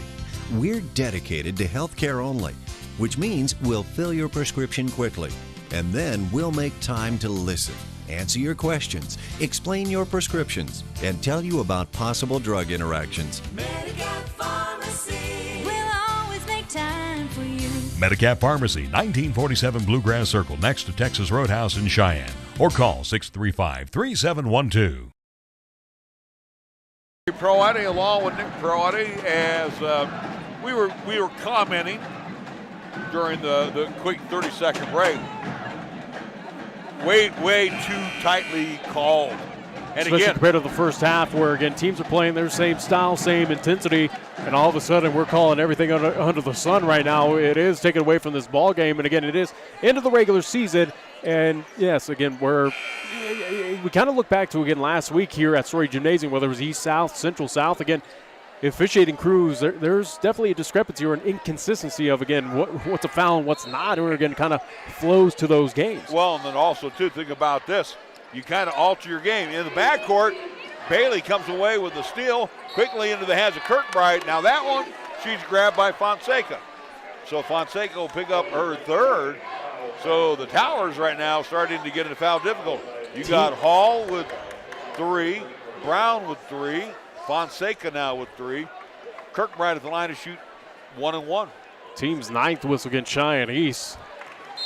First shot is good. Next whistle will put Central into the double bonus, which again is just unbelievable. Rest again. of the game, yeah.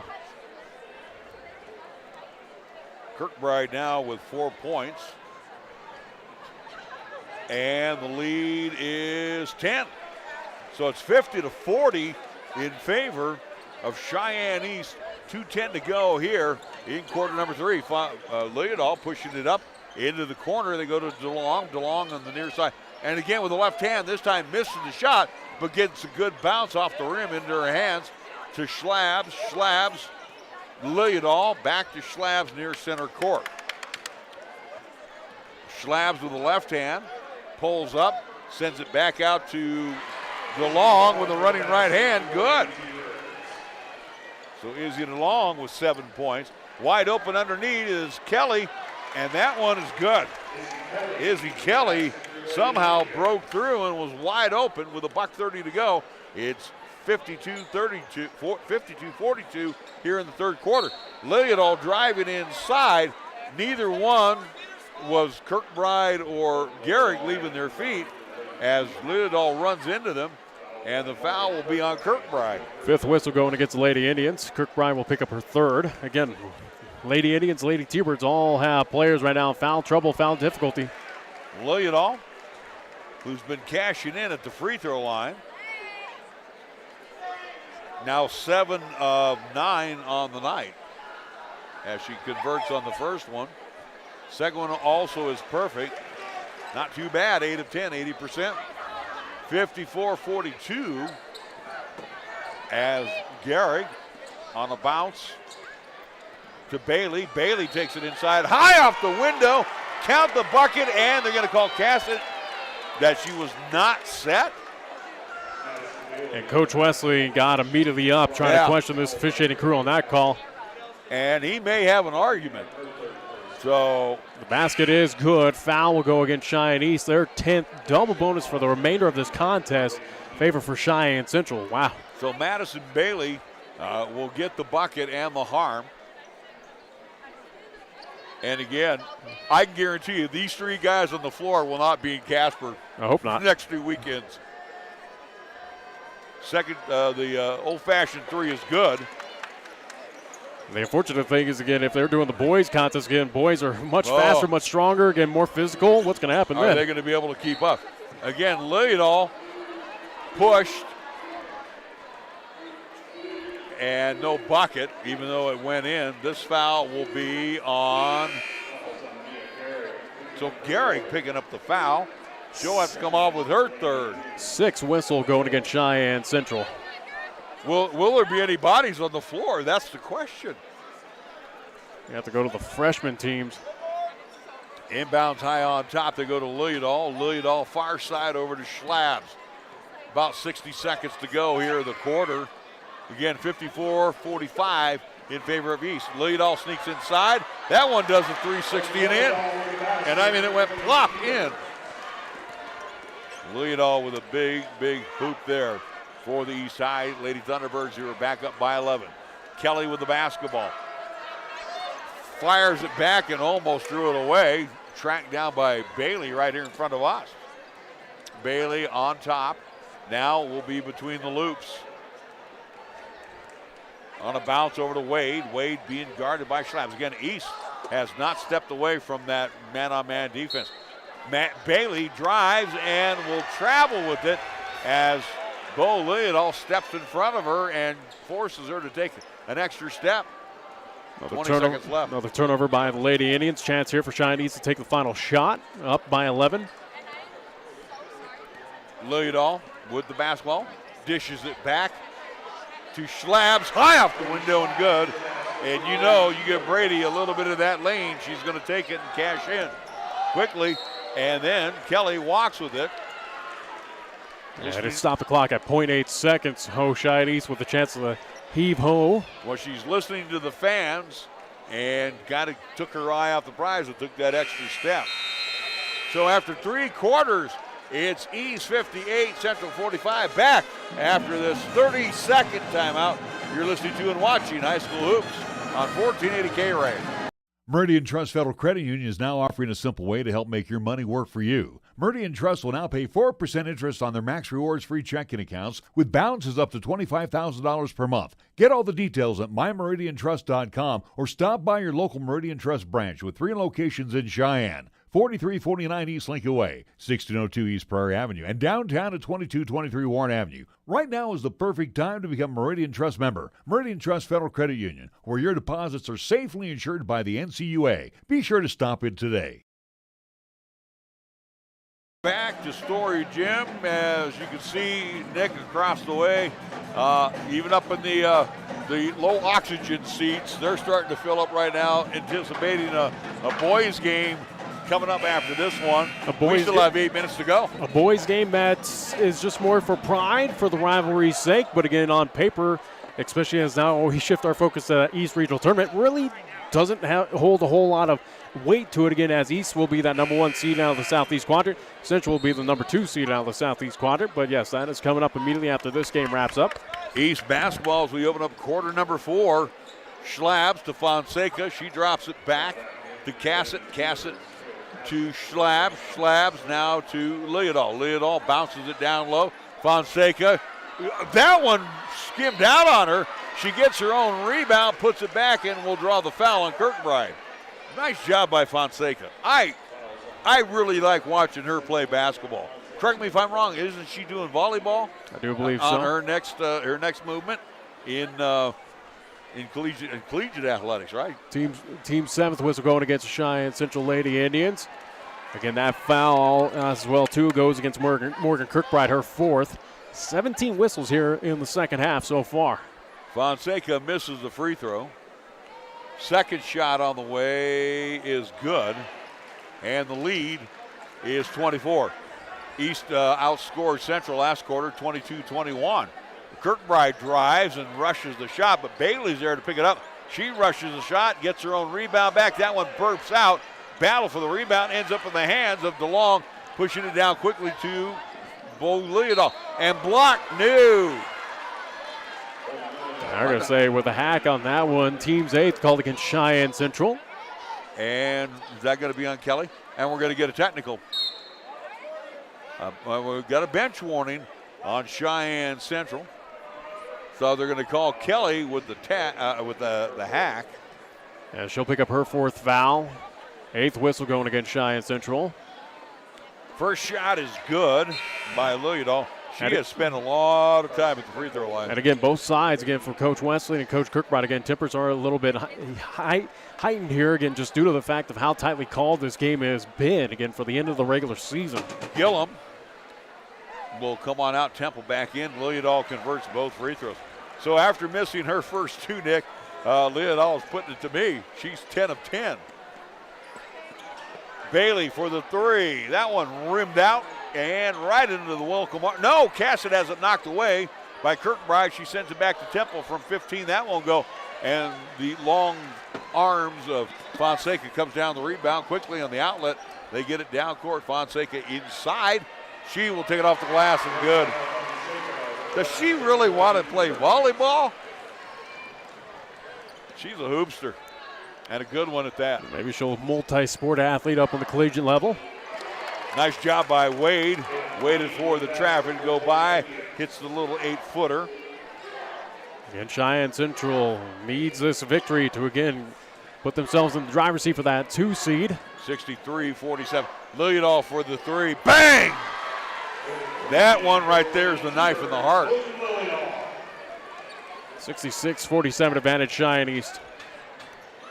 Wade has the ball knocked away by DeLong. You got DeLong and Leodol defending you. Boy, I'd be checking for my wallet.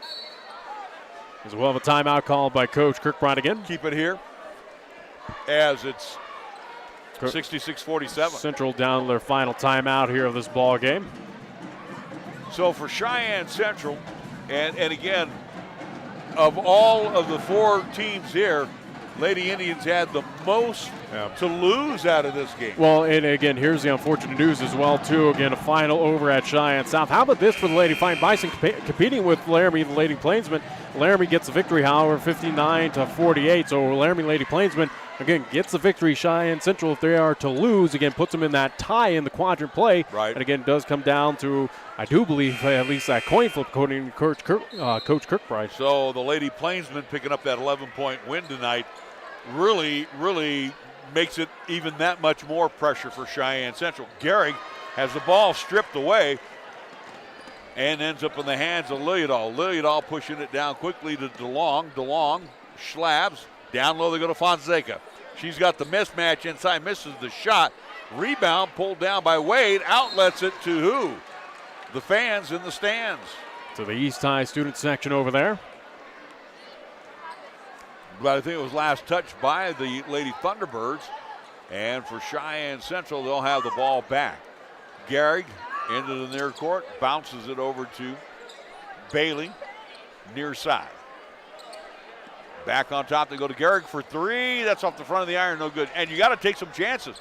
Picked up by Kelly, and Kelly drives inside, pulls up, hits the bucket, and it's 66-49. If you're the Lady Indians, you need a big defensive stop right here.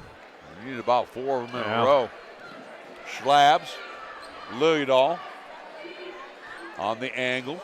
Now drives inside, throws up a prayer that didn't go in. Off-balance shot, and the Indians come down with it quickly. Taylor Wade pulls over the jumper. That one burps in and out of the clown's mouth into the hands of Schlabs. Too much English on that one. The ball with the Cheyenne East Lady Thunderbirds.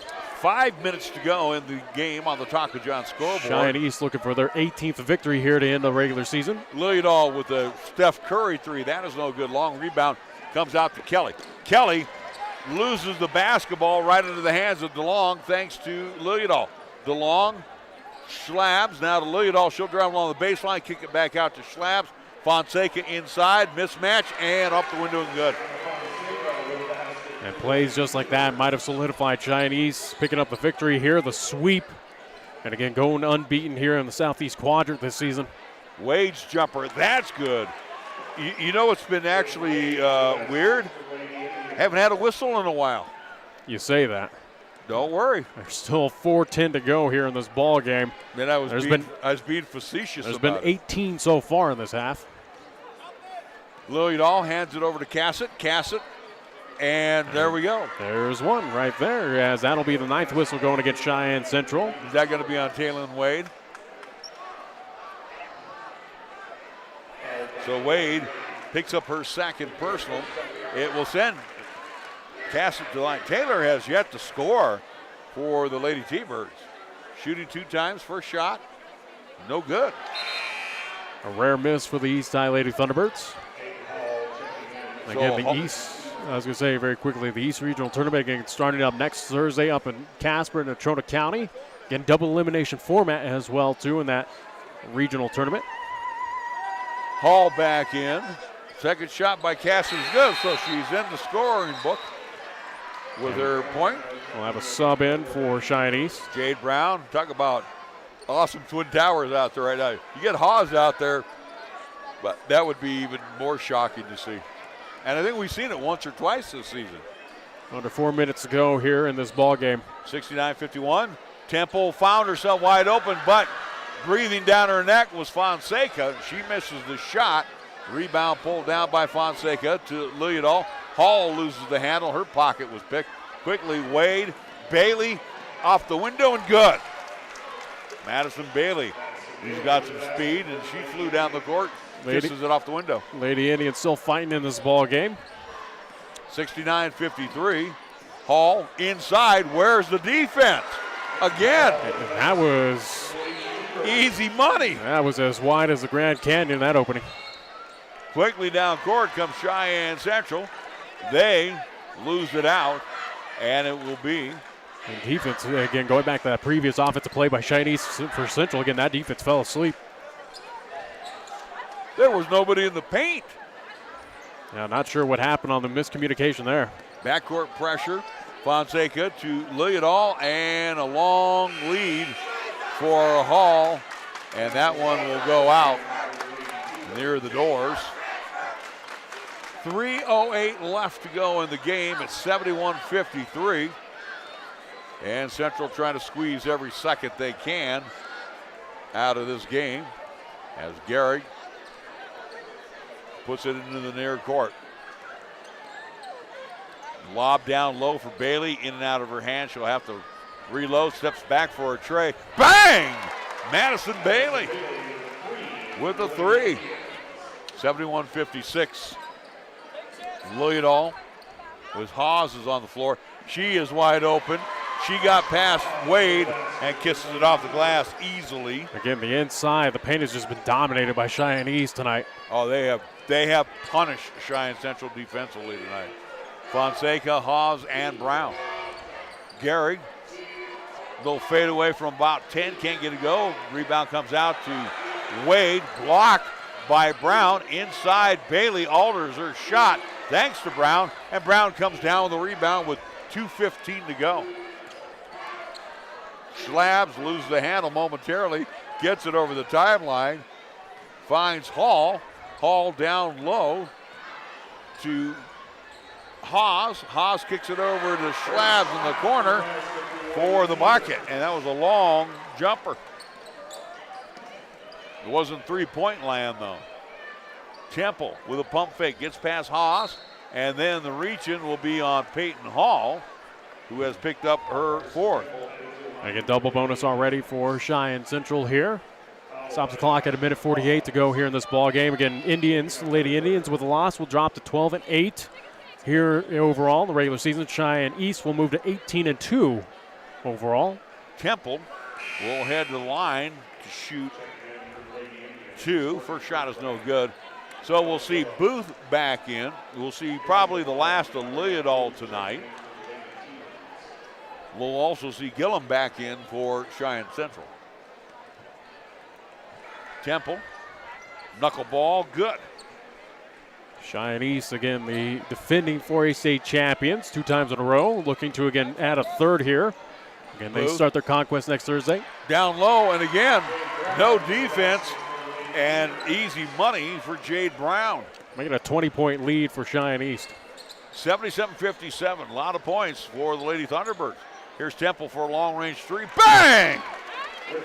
And Carson Temple with the tray. She's got 8. Long pass down low for Brown. Falls on her backside, gets it to Booth. Booth drives in, that rims out into the hands of Temple with 69 seconds to go. Quickly to Gehrig.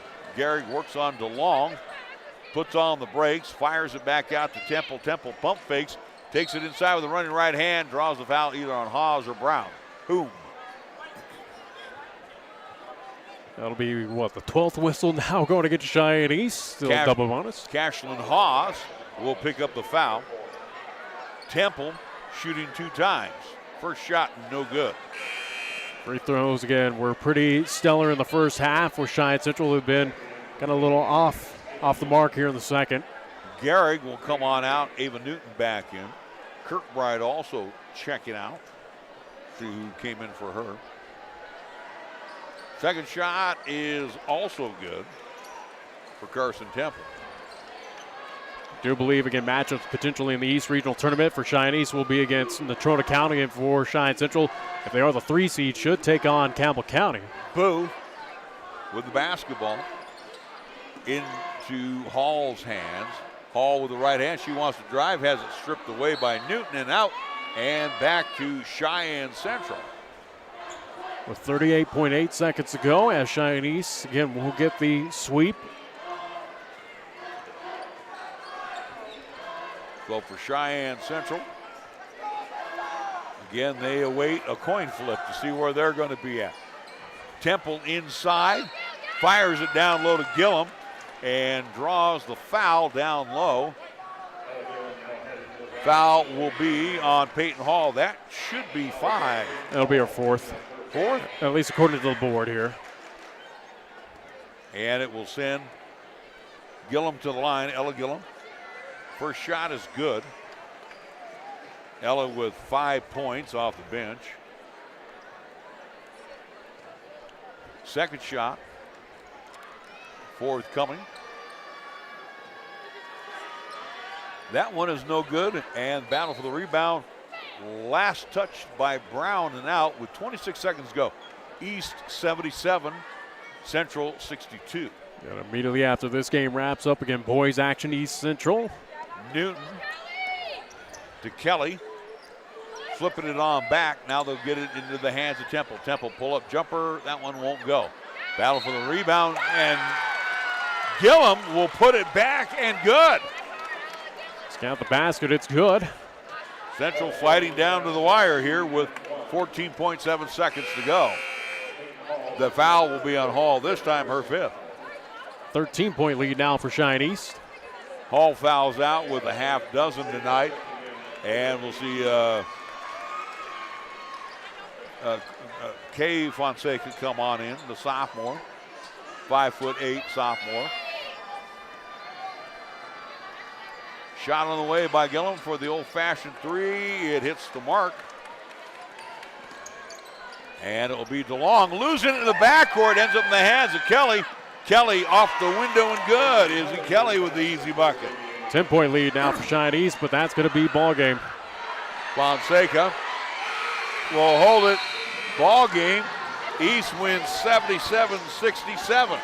77-67 the final score. Lady Thunderbirds go undefeated in conference play and defeat Cheyenne Central twice this evening.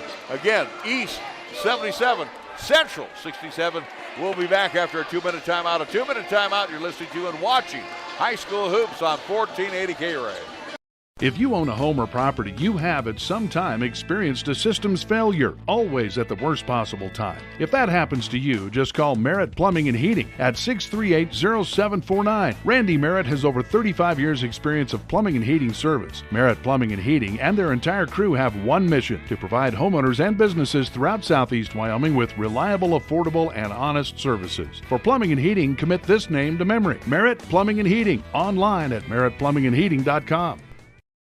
MHP is a certified public accounting and consulting firm located in Bow, Cheyenne, and Fort Collins, offering accounting, tax, and consulting services to businesses, not-for-profit, government, and individual clients. MHP takes pride in their commitment to providing close, personal attention to their clients. They also continue to invest time and resources in continuing education, state-of-the-art computer technology, and valuing their relationships with you. MHP is a proud supporter of local and UW athletics. MHP, 314 West 18th Street, or call 634-2151. Proud supporters of Cheyenne and community athletes Paige and Zach Lane with Number One Properties would like to wish all the high school and college athletes a successful year on the field and on the court. They have and will continue to support student athletes and are proud to be members of the Cheyenne community. Contact Paige and Zach if you want to sell or buy a home. A special thank you for referrals as well. From your friends at Number One Properties, Paige and Zach Lane. Call 307-214-0827. Tired of choosing between spending and saving? Platte Valley Bank can help you take care of everything without missing anything. Managing your money can seem overwhelming. PV Budget helps you evaluate your spending, set savings goals, and create a budget that's easy to follow. Look for the PV Budget tool next time you log on to your online or mobile banking account. Take charge of your money and get your financial life on track. Platte Valley Bank, you belong here. Platte Valley Bank, member FDIC.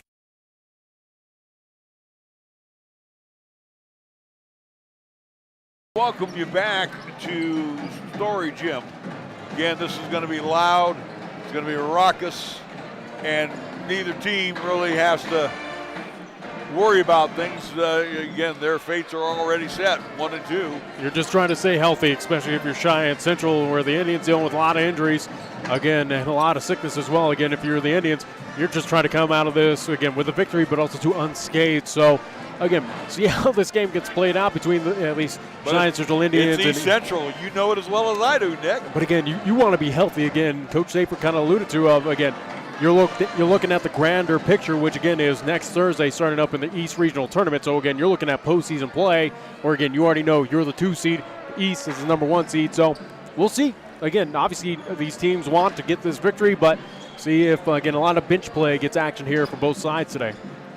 All right, let's put game 1 to bed here for the Cheyenne Central Indians as they lose 77-67. And again, won the quarter 22-19. And again, both teams kind of went with their regulars all the way through that fourth quarter. So for Central, they scored 17 in quarter 1, but the killer was quarter 2, where they only scored 7. 21 in quarter 3, 22 in quarter 4. So again, they came out and matched East point for point. Here's the way they came down scoring-wise. 3 Lady Indians in double figures. Madison Bailey had 15 points for Izzy Kelly, 10 for Taylor Wade off the bench, 9 points for Carson Temple, 8 points off the bench for Ella Gillum, and 5 each with Morgan Kirkbride. But again, the Lady Indians, who've put up 70s over the last couple of games, and 67 here, they're putting the biscuit in the basket. Yeah, they certainly are. Again, it was just a situation for Cheyenne Central tonight that, again, turnovers. Turnovers were the biggest issue, and again, East took advantage of it in a big way. Give credit to Cheyenne Central, fought all the way to the bitter end, but again, turnovers were the big killer right now for the Lady Indians. For the Cheyenne East Lady Thunderbirds, they scored 18 in quarter 1, 18 in quarter 2, 22 in quarter 3, 19 in quarter number 4. 3 Lady Thunderbirds in double figures. I'm sure you'll be shocked when I mention these names. First off, Bo Lillidahl with 22 points. 17 points for Lisiana Fonseca. You're missing one name. I'm guessing at least Brady Schlapp. 16 points for Schlapp. There you go. And not too bad of a scoring log. You look at Izzy DeLong had 7. 6 off the bench for Peyton Hall, 5 off the bench for Jade Brown, 4 points for Cashlyn Hawes, and 1 point for Taylor Cassett. So again, the Lady Thunderbirds, perfect in conference this season. And again, defending 2-time state champions. So benefit for East, Central, and including South, who again, South losing by 10 points this evening against Laramie at Cheyenne South. All teams now enter 0-0. The only difference is that you got a number in front of your name. And again, for South, they'll be the 4th seed out of the Southeast quadrant. Again, 2 and 3 up in the air right now between Laramie and Cheyenne Central. And Cheyenne East is guaranteed to be the number 1 seed representing the Southeast. So that's how things size up here in the Southeast quadrant. On the girls' side, boys, it's a little bit different. It's pretty much everyone's known. East number 1, Central number 2, Laramie number 3, and Cheyenne South will be that 4th seed on the boys' side. All right, we're going to take a 60-second timeout. We come back starting lineups. It will be East Central boys action right here. You are listening to and watching High School Hoops on 1480 KRAE. At Fat Boys Tire and Auto, our business is about more than just selling tires and fixing cars. We believe in faith, family, and community. The Fat Boys family has been serving Wyoming and Nebraska for over 50 years, and 3 generations later, our values have never changed. When you need tires or auto repairs, find the Fat Boys, and we'll treat you like family. Fat Boys Tire and Auto in Cheyenne, Laramie, Scottsbluff, and Wheatland. Get price quotes and schedule service at fatboystires.com. 17 years in the community and still striving to offer you the best value in a new vehicle. AJ Miller here for Kia of Cheyenne. Take a look at the new 2023 Kia Sorento. With the 2023 Kia Sorento, you have a choice of 3 models, 8 different trims, and 4 different all-weather drive modes. Some available features include 281 horsepower, 20-inch wheels, remote start, and climate control. Come into Kia of Cheyenne, call 775-0123 or go to kiaofcheyenne.com and we'll make it easy. Shake up how you wake up with a bolder breakfast at Taco John's. Hit snooze on the same old, and bite into. Taking on the East High Thunderbirds, East High the home team. So for Cheyenne Central in the backcourt, Jackson Whitworth. He's a junior in the middle, and they welcome him back. James Brown, 6'5" and a junior. At one wing will be Joe Sawyer. Sawyer is a 6'2" junior. On the other wing, it will be, and he wasn't sure, Coach Schaefer was not sure, but it looks like he is going to answer the bell, Zach Williger.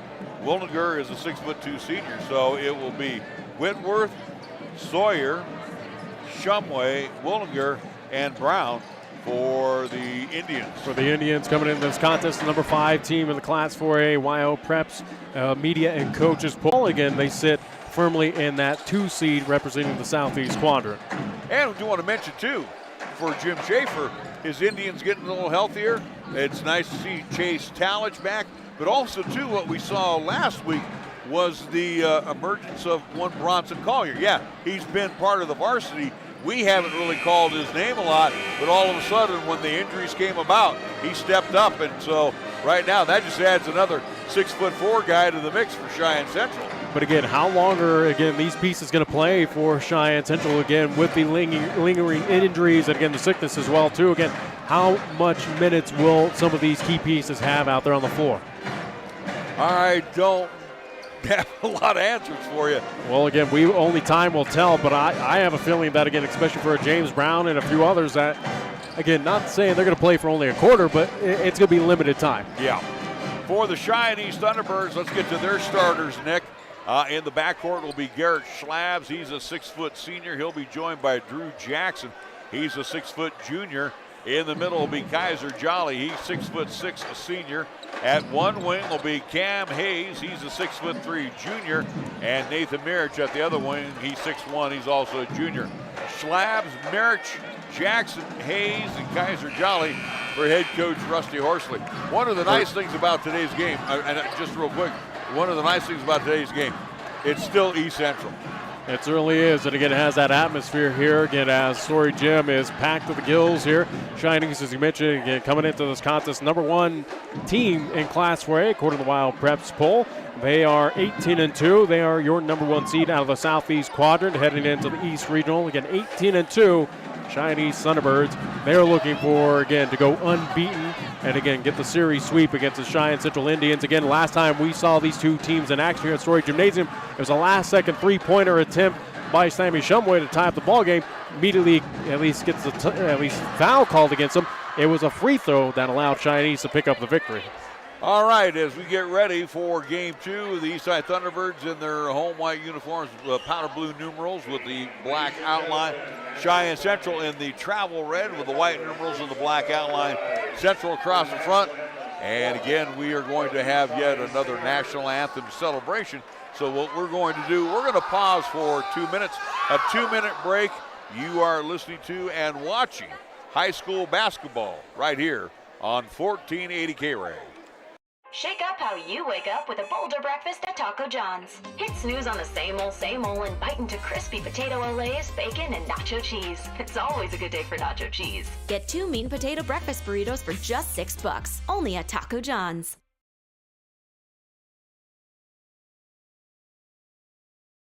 Each of us comes with a different story, a different way of looking at the world. So whatever it is that makes you different will make all the difference. I'm General C.Q. Brown Jr. Come join us.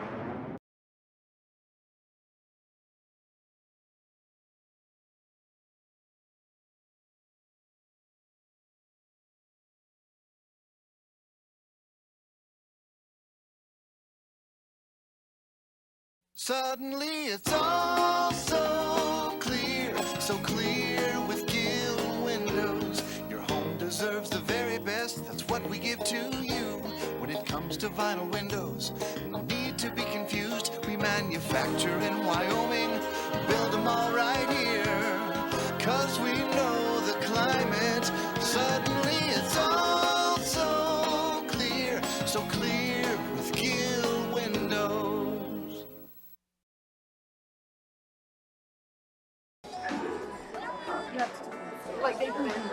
Hey guys.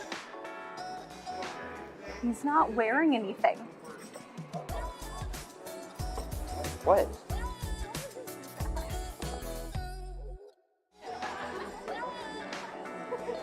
Hi, I'd like to order a hot chocolate, please. What? Are you...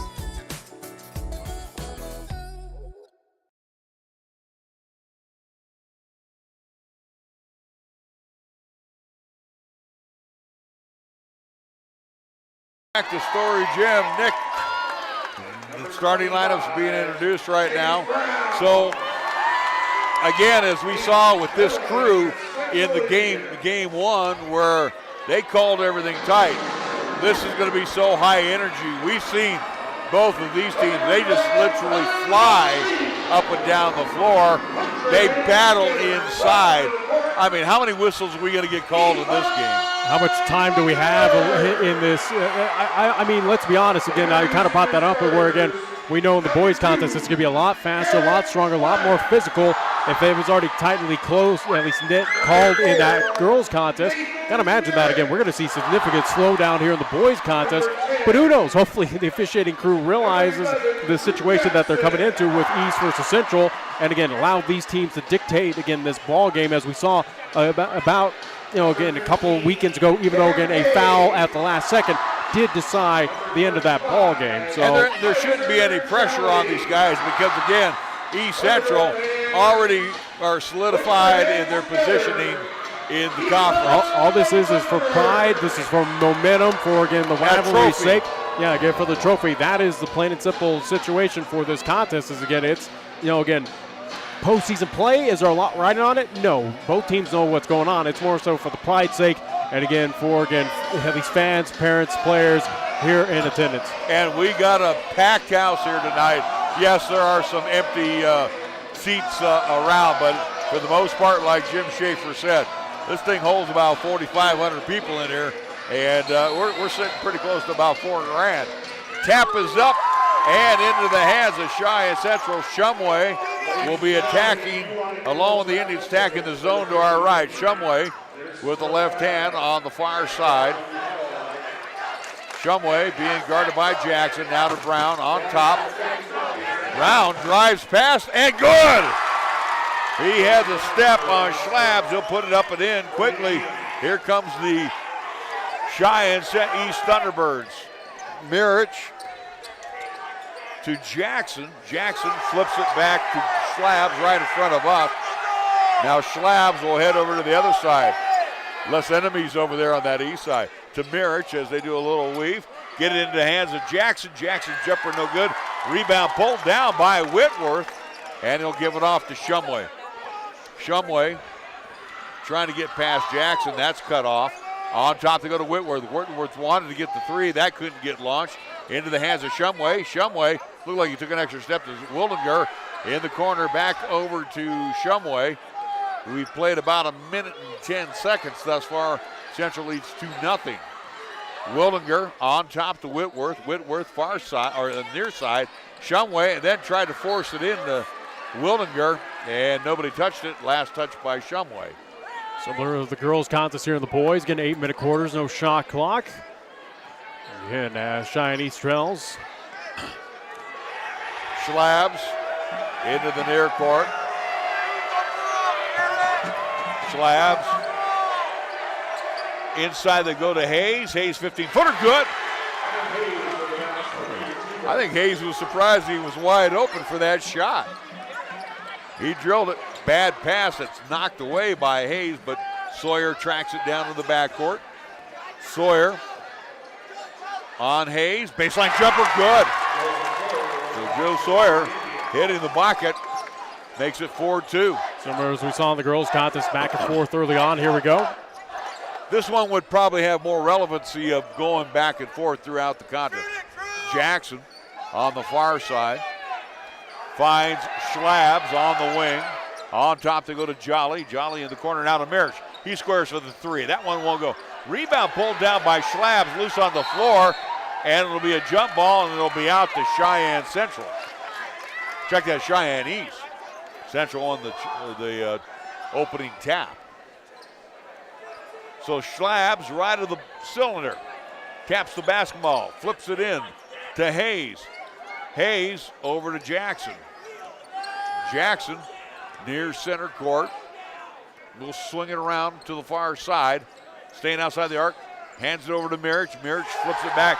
Schlabs for three. Bang! And Garrett Schlabs with the trifecta makes it 5-4.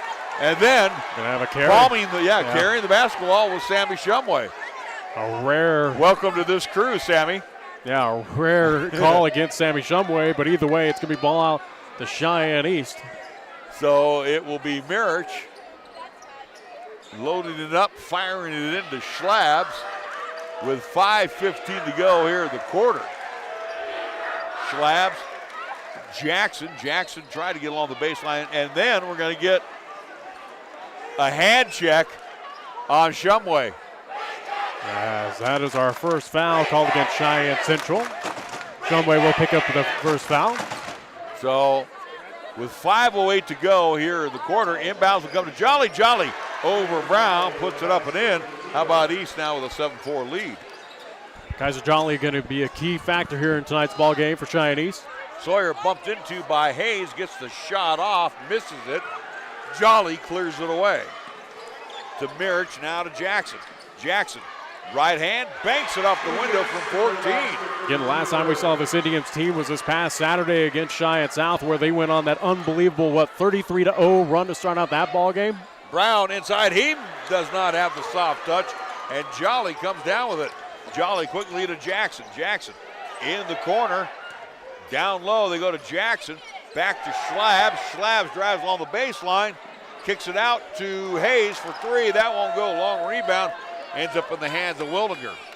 Wildinger to Shumway. Shumway drives along the baseline. And he will draw the hand check foul on Jackson.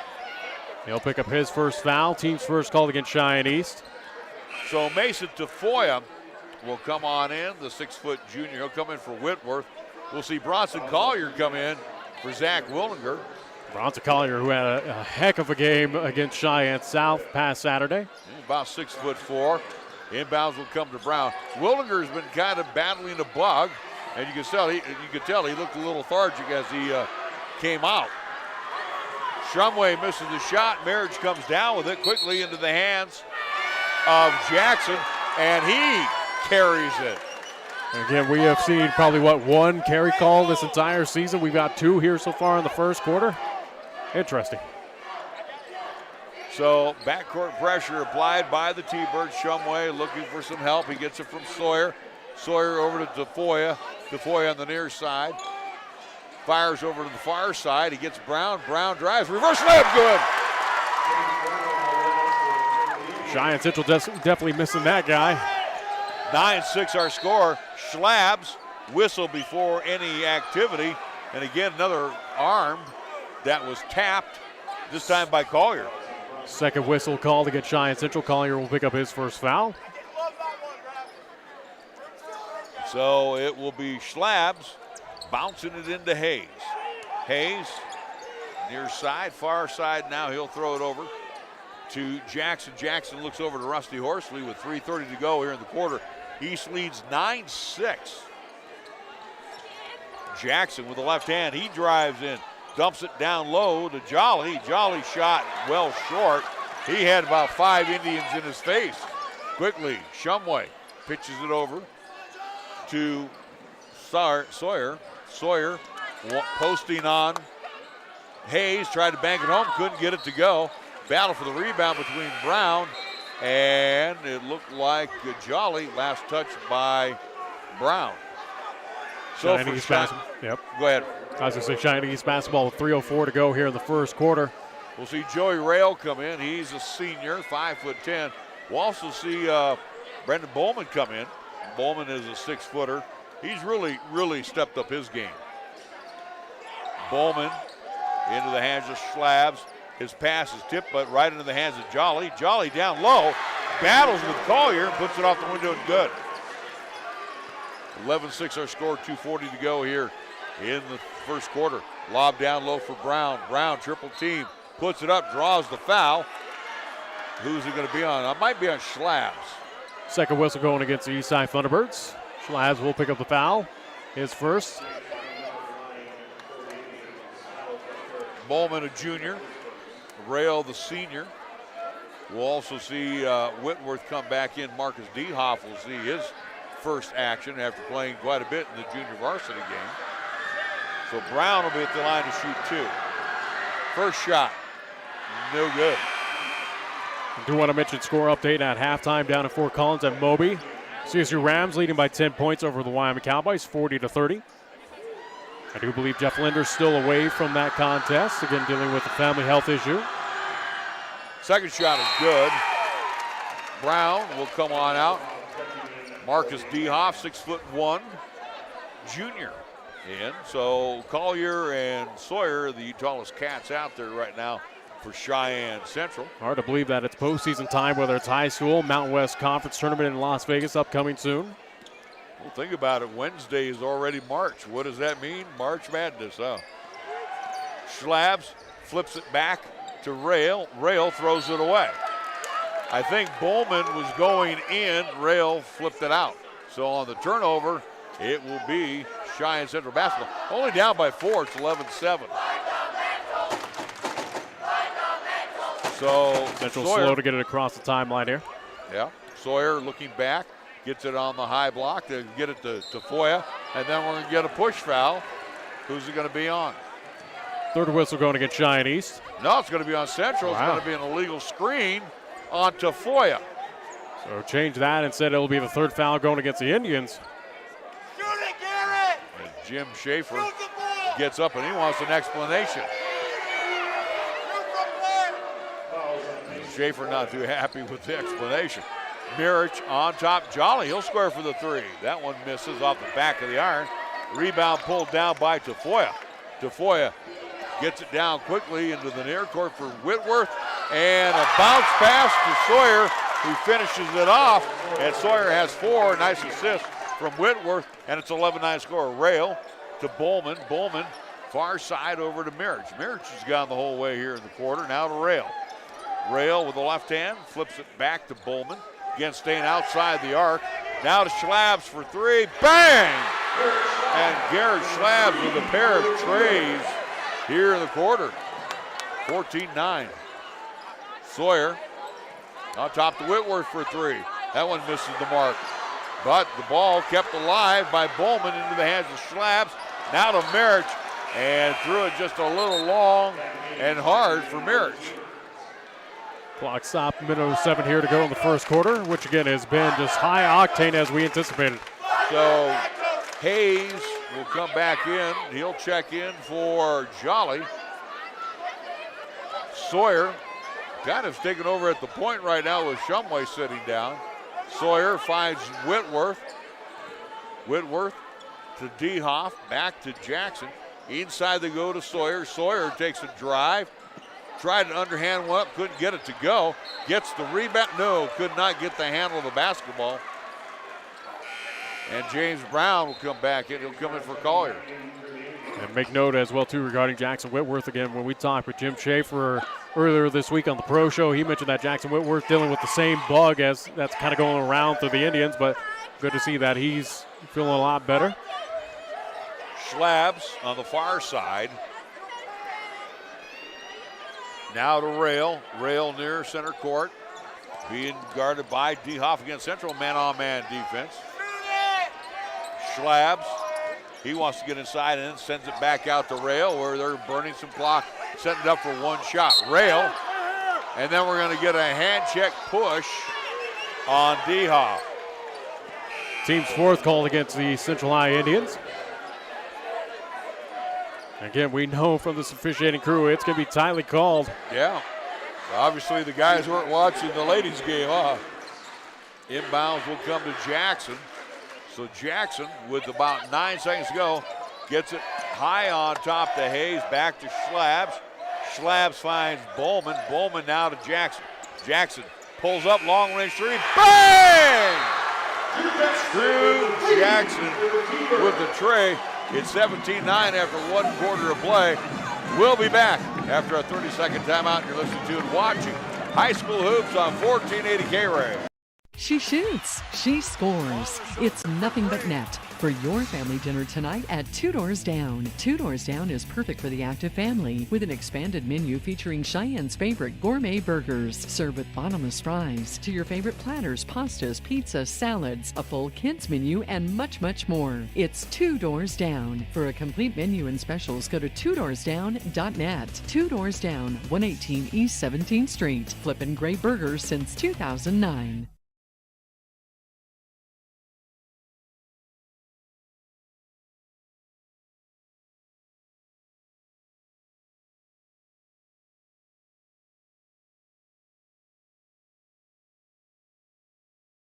We come back after the timeout. This is why East is #1 in Class 4A.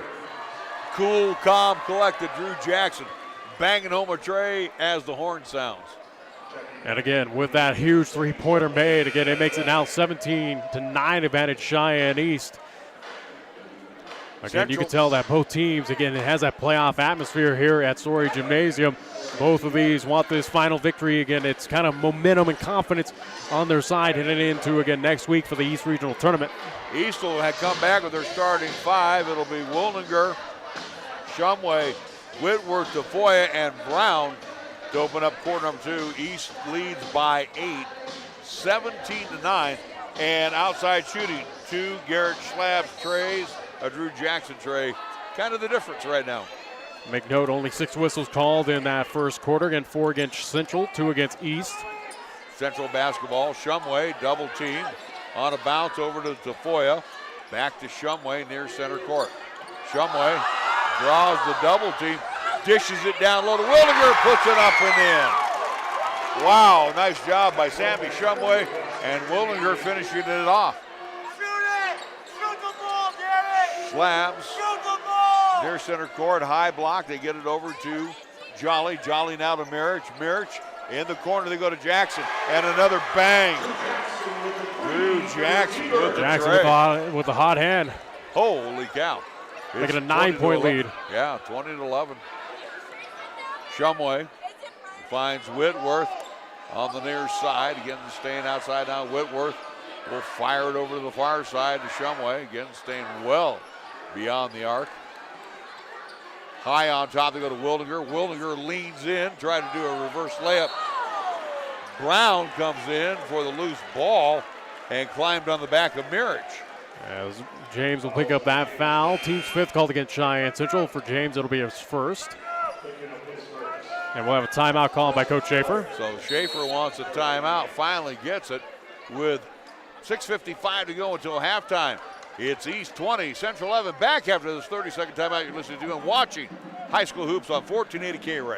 Wyoming owned and operated since 1971, Burns Insurance is Wyoming's right choice for your insurance needs. Burns Insurance is a trusted choice, full-service, independent insurance agency offering a full range of commercial, agricultural, and personal insurance products through many national and regional carriers. Let our friendly, experienced agents help you find the right product at the right price for your asset protection. Buy the policy, get the agent at Burns Insurance, your right choice. Find Burns Insurance on Facebook or at burnsia.com.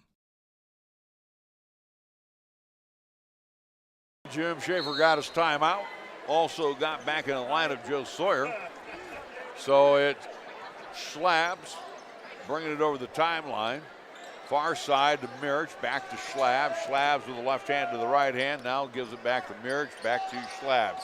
Schlabs on the near side, lobs it down low. And Jolly had the easy look at the bunny and misses it. Quickly in the corner, Wildinger for 3. That one won't go. Rims out. Jackson, Sawyer battle for the rebound, and the jump ball will be in favor of Cheyenne East.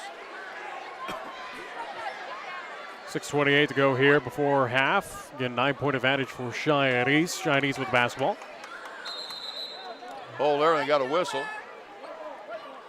As I think there was kind of a more discrepancy of who had the ball. Who had the ball, and again now confirmed it will be with Cheyenne East.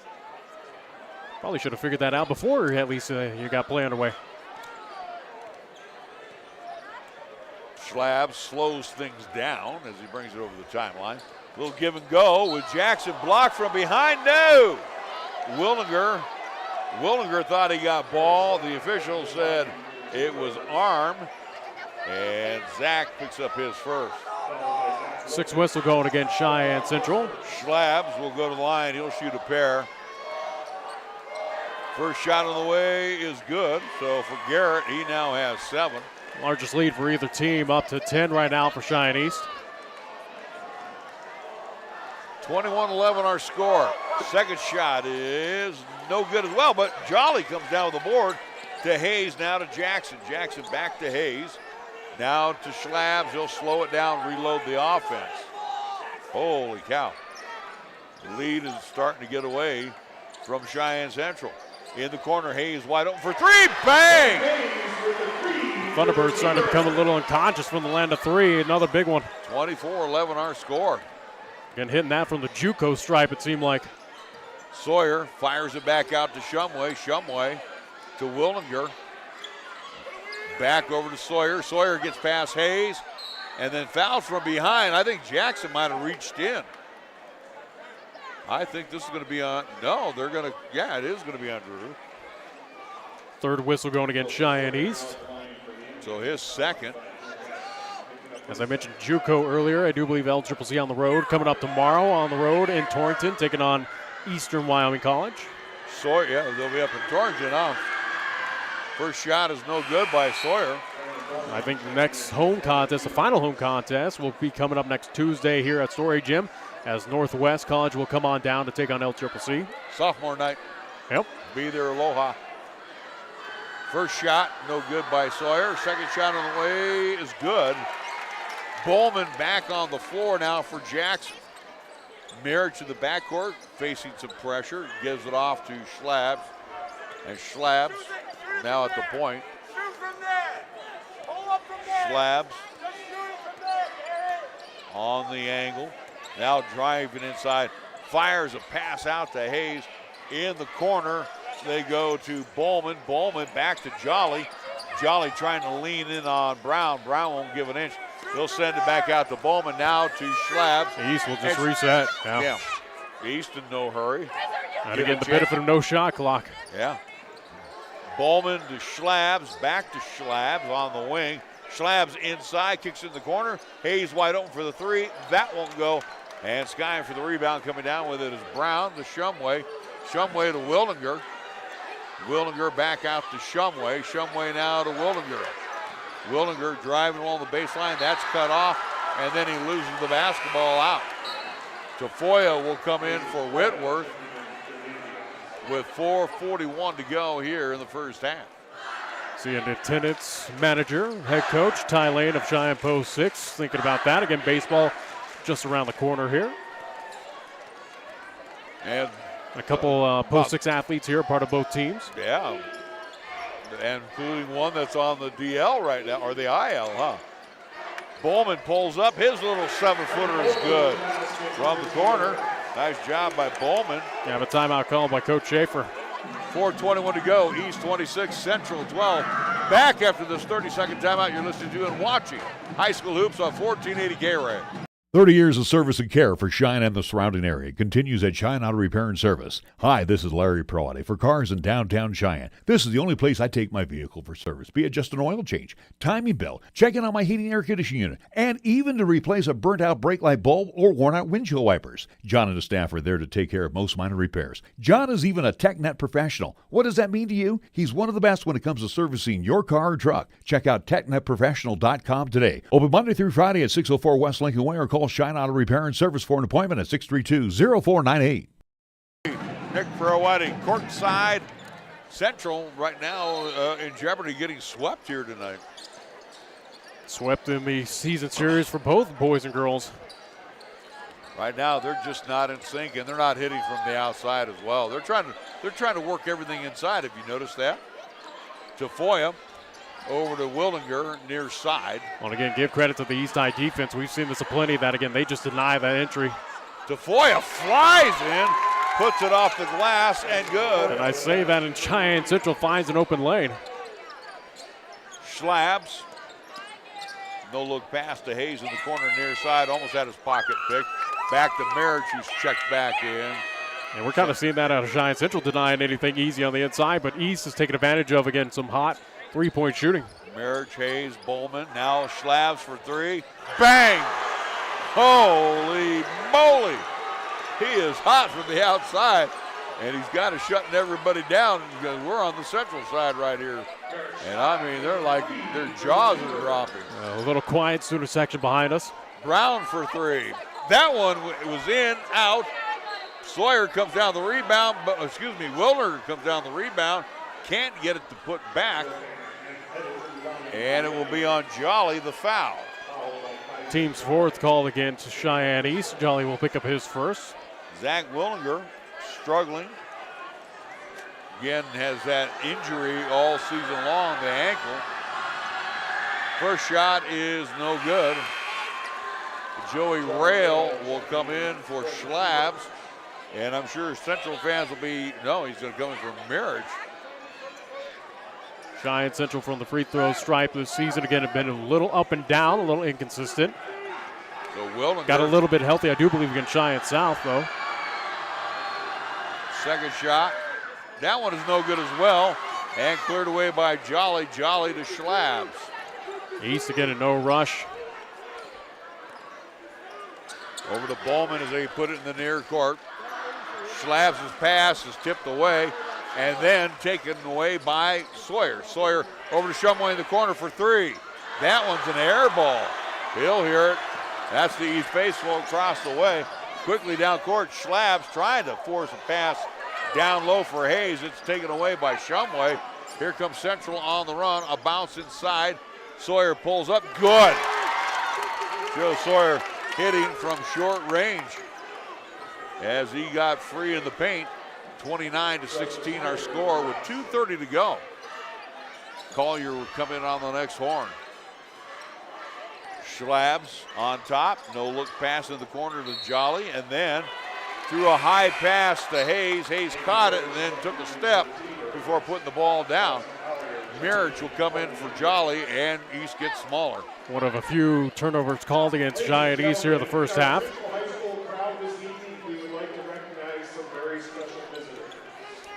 As it's Central basketball. Shumway on top. Over to Brown, back over to Shumway. They stay outside. Now, inside Shumway, hold everything. Had the ball on his hip as he was driving to the bucket. Somebody got him. Team's fifth called against Cheyenne East. Is that going to be on Schlabs? Or Actually, Nathan no, that's Merritt? going to go Mirich. He'll pick up his first. Shumway was in the act of shooting and hits the first free throw. 12-point lead now for Cheyenne East. Clock stopped at 2 minutes exact to go before half. So Rail will step on out, and I do believe Jolly back in. Second shot also is good by Sammy Shumway, the junior. 2 minutes and winding down on the Taco John scoreboard. East lead is 29-18. Schlabs double teamed as he finds Bowman. Bowman on the wing to go to Mirich. Mirich kicks it out. Schlabs open for the three. That one won't go.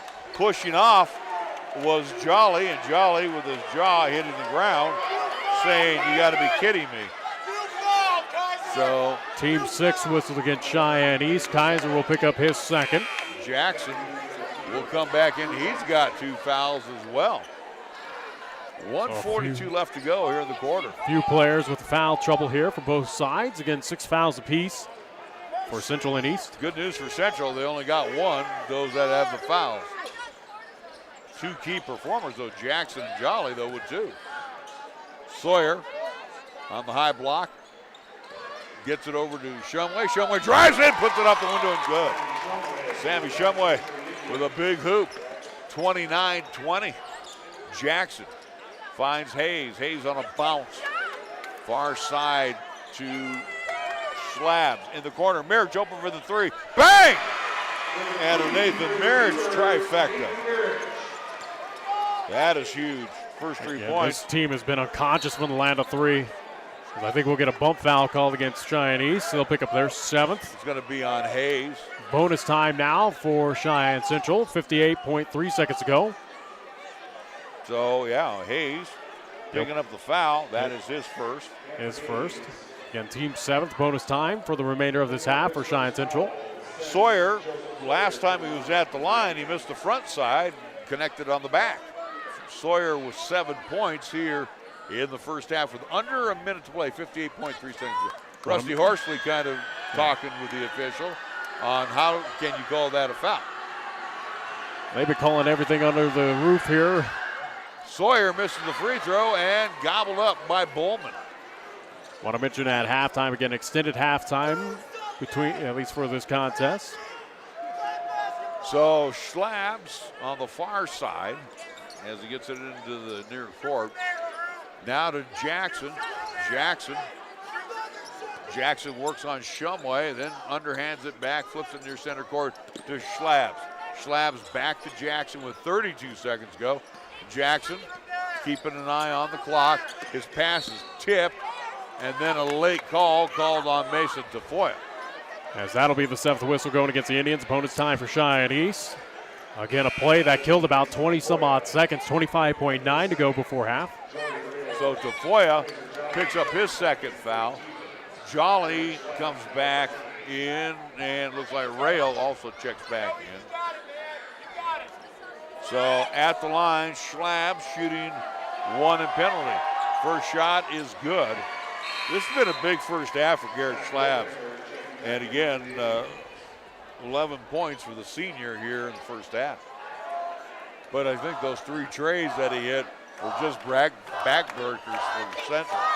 Second shot is also good. And 14-point lead. It's from 34-20 score. Shumway works on Rail as he gets it over the timeline. Gets the last second instruction here as they will set up for the last shot. Willinger down low, wide open Sawyer off the window and good. Leaving a little time for Cheyenne East. Inside Mirich, and a late whistle comes in. Somebody thought they had the ball, And it will be on Bronson Collier. Might have been out of position. I couldn't see that right there, but you could tell the reaction by Schaefer. Collier will pick up his second foul. Team's 8th whistle against Cheyenne Central. Shot by Mirage is good. Clock is stopped with 1.8 seconds to go. Mirage is heated up for 4 here. So, as you might as well take advantage of the radio, guys. Second shot is also good. And it's now, 36-22. Shumway fires one up at the horn. We've completed one half of play. It's East 36, Central 22. We'll be back after a 2-minute timeout. And 2-minute timeout, you're listening to and watching High School Hoops on 1480 KRAE. Chick-fil-A at Windmill and Del Range across from Powers Field is a proud sponsor of our high school and LCCC student athletes. Chick-fil-A always offers 2 convenient drive-through lanes to pick up your order if you are on the go. Plus, they have an excellent dining room for the whole family. And remember to order ahead. Use the Chick-fil-A app on your phone. Stop into Chick-fil-A today, open Monday through Saturday, where you can enjoy breakfast, lunch, and dinner. Your home for the real chicken sandwich taste. Chick-fil-A, Windmill and Del Range. Wisdom, expertise, compassion, qualities that are the foundation of Cheyenne Urological, with their experienced doctors and their highly trained staff providing top-quality treatment for prostate cancer, urinary tract infections, kidney stones, impotence, and incontinence. You can trust Cheyenne Urological to give you the highest quality urinary care. Now offering the latest in robotic surgery, call Cheyenne Urological at 635-4131. That's 635-4131. Larry Proietti for Cheyenne Pack and Ship. Remember, Jeff and his expert crew will make sure your package is prepared with the most professional care and will arrive to its destination on time. Cheyenne Pack and Ship offers many other specialty services as well, including private mailboxes, notary services, fax, email, copy services, and courier services. Big or small, they pack and ship it all. Cheyenne Pack and Ship at 3901 East Pershing Boulevard. Call for more information at 307-632-9600. At the Cheyenne Regional Heart and Vascular Institute, you're welcomed with the warmth of a community hospital and cared for with help from the most advanced technology in the industry. With our full spectrum of in-house heart services and procedures, you can get the treatment you need, recover, and get right back out there, all while remaining close to home. Find out more at CheyenneRegional.org/heart. 1/2 East leads Central 36-22 in a game that means absolutely bupkis. It's East Central. That's the key part of this game. But I mean, it doesn't matter towards the standings, and it doesn't matter towards, again, postseason play, or at least, again, the seeding for the upcoming East Regional Tournament. But again, it still holds a lot of weight of, again, the rivalry for the bragging rights, and again, for Cheyenne East, the potential of the season sweep, both girls and boys against Cheyenne Central. So that's kind of what's at the line. But again, as everyone's focus has been shifted over to next weekend up in Natrona County again for the East Regional Tournament, yes, this contest holds no weight. East is the number 1 seed. Central is the number 2 seed here in the Southeast Quadrant. So you're just playing for bragging rights. You're playing for, again, confidence, for momentum heading into next week. And again, for East and Central, the more important thing is you're playing to avoid, hopefully, continuous injuries or anything else that have plagued both of these squads this season. Lady Thunderbirds kind of done what they've done to everybody else, to the Lady Indians, kind of put that knife in their heart, as the Lady Indians had a lot to play for in the first game as they lost 77-67. Now they got to wait because Laramie won. They're tied. And again, you go by the season series, they split. They split, yeah. And I think Central won by 2 more points if you go by points. But I think you said they're going to go with a flip of the coin, right? I do believe so. Again, we'll see what happens with that. Again, from my understanding, I thought with the loss that Cheyenne Central would drop automatically down to the 3 spot. Laramie would get the 2, but again, we shall see. So again, the only thing guaranteed, East, Lady Thunderbirds, number 1 out of the Southeast. East boys, number 1 out of the Southeast, and Cheyenne Central Indians are the number 2 seed out of the Southeast quadrant. So that's just kind of how the scenario size up. So again, in this contest, it is a complete wash to end. There is no theatrics to end the regular season regarding standings. It's more so of, again, pride and, again, that rivalry's sake to just have that bragging rights to say you are the better school here in the city of Cheyenne. I'm going to let you get up, stretch your legs here. We'll take a 2-minute timeout. Oh, let's take a 60-second timeout. 60-second timeout. We'll come back. Stats, thank our fine sponsors, and we'll be back with more right here on 1480 KRAE. At the Cheyenne Regional Heart and Vascular Institute, you're welcomed with the warmth of a community hospital and cared for with help from the most advanced technology in the industry. With our full spectrum of in-house heart services and procedures, you can get the treatment you need, recover, and get right back out there, all while remaining close to home. Find out more at CheyenneRegional.org/heart. In the 1960s, Bruce Lee said, "Be water, my friend." The meaning of that advice has been debated ever since. Here at First Tier Bank, we believe he meant that preserving your liquid assets in a high-yield money market account can get you a decent yield on your funds while maintaining your liquidity in choppy financial markets. We've got some of the best money market rates around, and we'd like to invite you to be water and make your liquid assets work for you. Stop by or call First Tier Bank today with 2 locations to serve you at 1508 Stillwater Avenue and 1800 Cary Avenue in downtown Cheyenne, or check us out at firsttierbanks.com. First Tier Banks, member FDIC. Thunderbirds leading 36-22 over the Cheyenne Central Indians. Nick and myself next week in Casper. First of 2 trips as we will kick off March Madness. Class 4A regional tournament. And also going on is the 2A state tournament where Pine Bluffs and Burns are also involved right now. Yesterday, 3 out of 4 wins by the schools. Both the ladies teams won and Pine Bluffs boys won where the Burns boys lost. So again, Nick will come back here in a little bit. He will update you on scores from that Class 2A East Regional taking place over in Sundance, Wyoming.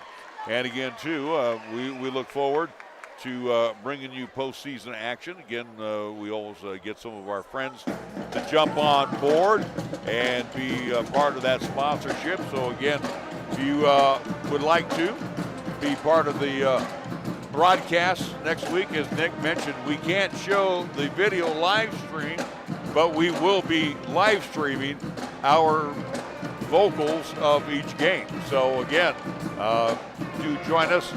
1480 KRAE, 1480KRAE.com, 101.1 FM, or you go to the YouTube side and you can listen to our broadcast as well and get the up close and personal like we give it to you right here on 1480 KRAE.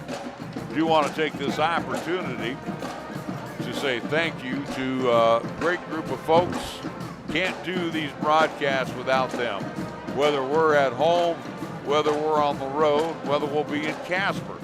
Again, we thank them with our sincerity for them. There's no broadcast. The United States Air Force Recruiting Office, Meridian Trust Federal Credit Union, MHP LLP, Lennox Autobot in the Hourglass and Detail Center, Chick-fil-A at Windmill and Delrange Cheyenne Regional Medical Center, Halliday Motors, Platte Valley Bank. We also want to say thank you to 2 Doors Down, Medicap Pharmacy, Merritt Plumbing and Heating, Cheyenne Urological, Cheyenne Package Ship, the Gill Window Company, Page and Zach Lane at Number 1 Properties, Key of Cheyenne, Wyoming Department of Transportation, First Tier Bank, Burns Insurance Company, Fat Boys Tire and Auto, Cheyenne Auto Repair and Service, and Taco John's, our scoreboard sponsor, where at the intermission, East leads 36-22. Taking a look at the first half numbers for the T-Birds, and again, 17 in quarter number 1, 19 in quarter number 2. For the Cheyenne Central Indians, they put up 9 in quarter number 1 and 13 in quarter number 2. Let's go down the scores right now for Cheyenne East, and Garrett Schlabs has had the hot hand, 3 from the outside, along with 3 free throws, as he's 3 out of 4 from the free throw line. So Schlabs with a dozen. Drew Jackson with 8 points. Nathan Marich with 5, all in the second quarter. Cam Hayes with 5. That is all in the second quarter. Kaiser Jolly had 4 as he picked up his 4 points in quarter number 1.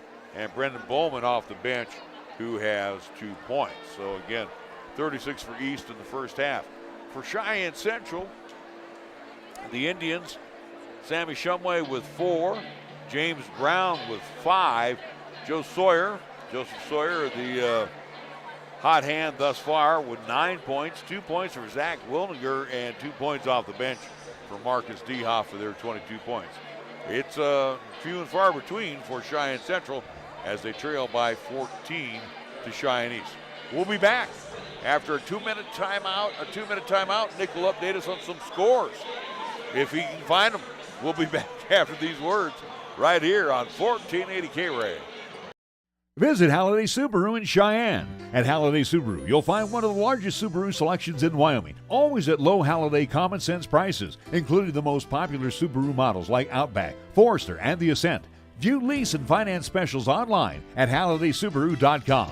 Then visit Halliday Subaru, Westland Road, Motor City, Cheyenne. Experience the Halliday difference, the beginning of hassle-free driving. Come see how the Halliday difference can make a big difference for you. The Halliday difference.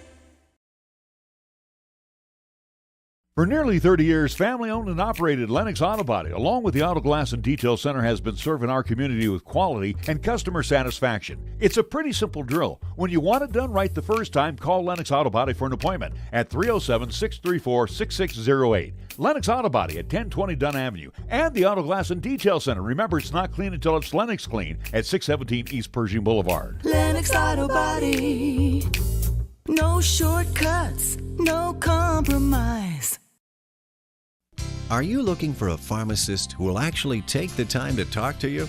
Then come to Medicap Pharmacy. We're dedicated to healthcare only, which means we'll fill your prescription quickly, and then we'll make time to listen, answer your questions, explain your prescriptions, and tell you about possible drug interactions. Medicap Pharmacy. We'll always make time for you. Medicap Pharmacy, 1947 Bluegrass Circle, next to Texas Roadhouse in Cheyenne. Or call 635-3712. Meridian Trust Federal Credit Union is now offering a simple way to help make your money work for you. Meridian Trust will now pay 4% interest on their Max Rewards free checking accounts with balances up to $25,000 per month. Get all the details at mymeridiantrust.com or stop by your local Meridian Trust branch with 3 locations in Cheyenne. 4349 East Lincoln Way, 1602 East Prairie Avenue, and downtown at 2223 Warren Avenue. Right now is the perfect time to become a Meridian Trust member. Meridian Trust Federal Credit Union, where your deposits are safely insured by the NCUA. Be sure to stop in today.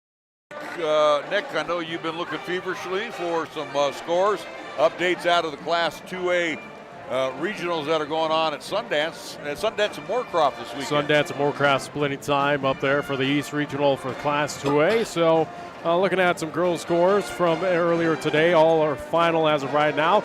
Let's take a look at Sundance, the host squad, taking on the Pine Bluffs Lady Hornets. Sundance winning that contest 57-41. Again, Sundance was the number 1 team out of the Northeast quadrant on the girls' side. So again, defeating Pine Bluffs. Lincoln Fort Laramie does defeat the Burns Lady Bronx 50-34. So here's how it sizes up. Again, Burns and Pine now moves down to that at least loser bracket. Lusk will take on Burns at 9 a.m. at Sundance. That is an elimination game for both of those teams. And for Pine Bluffs, they'll take on Tongue River at 9 a.m. at Sundance. That is also to an elimination game. So that's how it sizes up there. So again, Pine Bluffs and Burns on the girls' side. Again, right now at that brink of elimination, they got to win. If they win tomorrow, that first game, they're automatically in. It's just either the 3 or the 4 seed. Boys action very quickly. Taking a look at, again, at least the seeding for Pine and Burns on that side. Final as of right now, at least it looks like, yes, for the Burns Bronx, they took care of Sundance, again, in Sundance. The Burns Bronx winning 45-42. The Bulldogs are eliminated in that contest. For the Pine Bluffs Hornets, they have a game later on tonight, or should be ongoing right now. They're taking on Tongue River. So Burns tomorrow, they will take on Wright for the Burns Bronx. Guess what? They're automatically in. they're automatically going to the state tournament. The Burns Bronx, so that is a big situation right there. Pine Bluffs, again, win today against Tongue River. They're automatically into the postseason, or at least into the state tournament as well. All right, so we are up to date. Anything more out of Moby Arena where the Cowboys and the CSU Rams are battling tonight? 10 minutes to go in the second half. Colorado State still leading the Wyoming Cowboys 55-46. Again, Colorado State 12-16 on the season. Cowboys 8-19. Again, I do believe Jeff Linder still away from the team. Again, dealing with the health issue. That's family, right? Yeah. Yeah, it's been weird this year for UW, especially. It has been a rough season for Coach Linder, which again did get confirmation that at least we'll have that opportunity at some point in time later down the road to talk with Coach Linder about this season and look forward at least to next season for Coach. Again, talking about the Wyoming Cowboys, same with also 280 Tom Berman. So we won't at least have that opportunity to speak with them for the next couple of weeks, as we'll take a little leave of absence for the next couple of weeks as we'll focus up on regional state tournament and then state tournament for Class 4A the weekend after that up in Casper. All right, we're getting ready. 8 minutes has been put on the clock, so we got 16 more minutes of this contest, 8-minute quarters. As you mentioned earlier, no shot clock. Yeah, plain and simple, I think, for Cheyenne Central. Defense has really got to step it up. Got to put some pressure on those faces again out, at least on the three-point line, where again for Cheyenne East, they have been so deadly in that first half from the land of three. I think Central was more concerned about getting it down low than letting Shumway, Whitworth, go from the outside. Central basketball right here in front of us.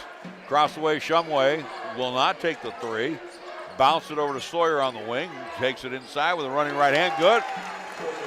Nice start out of the box there for the Cheyenne Central Indians, who trail by 12. 36-24.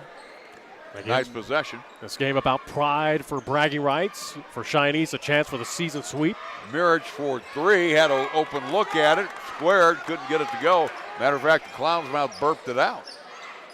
Sawyer on top. He'll square for the three. That one's long, strong, and cleared away by Jackson. Jackson, Schlabs, Mirich, Hayes, and Jolly to open up quarter number 3. Bounce down low. Jackson will take it out on the angle. Now gets it down low to Jolly. Jolly works on Brown, loses the handle, sends it back out to Hayes. As he's, again, slowing things down, kind of a little different than what we're used to with the Thunderbirds, who, again, are high-powered, high-octane. Central with their starting 5. Lob pass by Mirich to Jackson, trying to cut down low. Couldn't get the pass there. I think it was knocked away. But, again, it's Shumway, Jackson, Whitworth, along with Wilninger, Sawyer, and Brown. Inbounds will come to Jolly. Jolly with the right hand.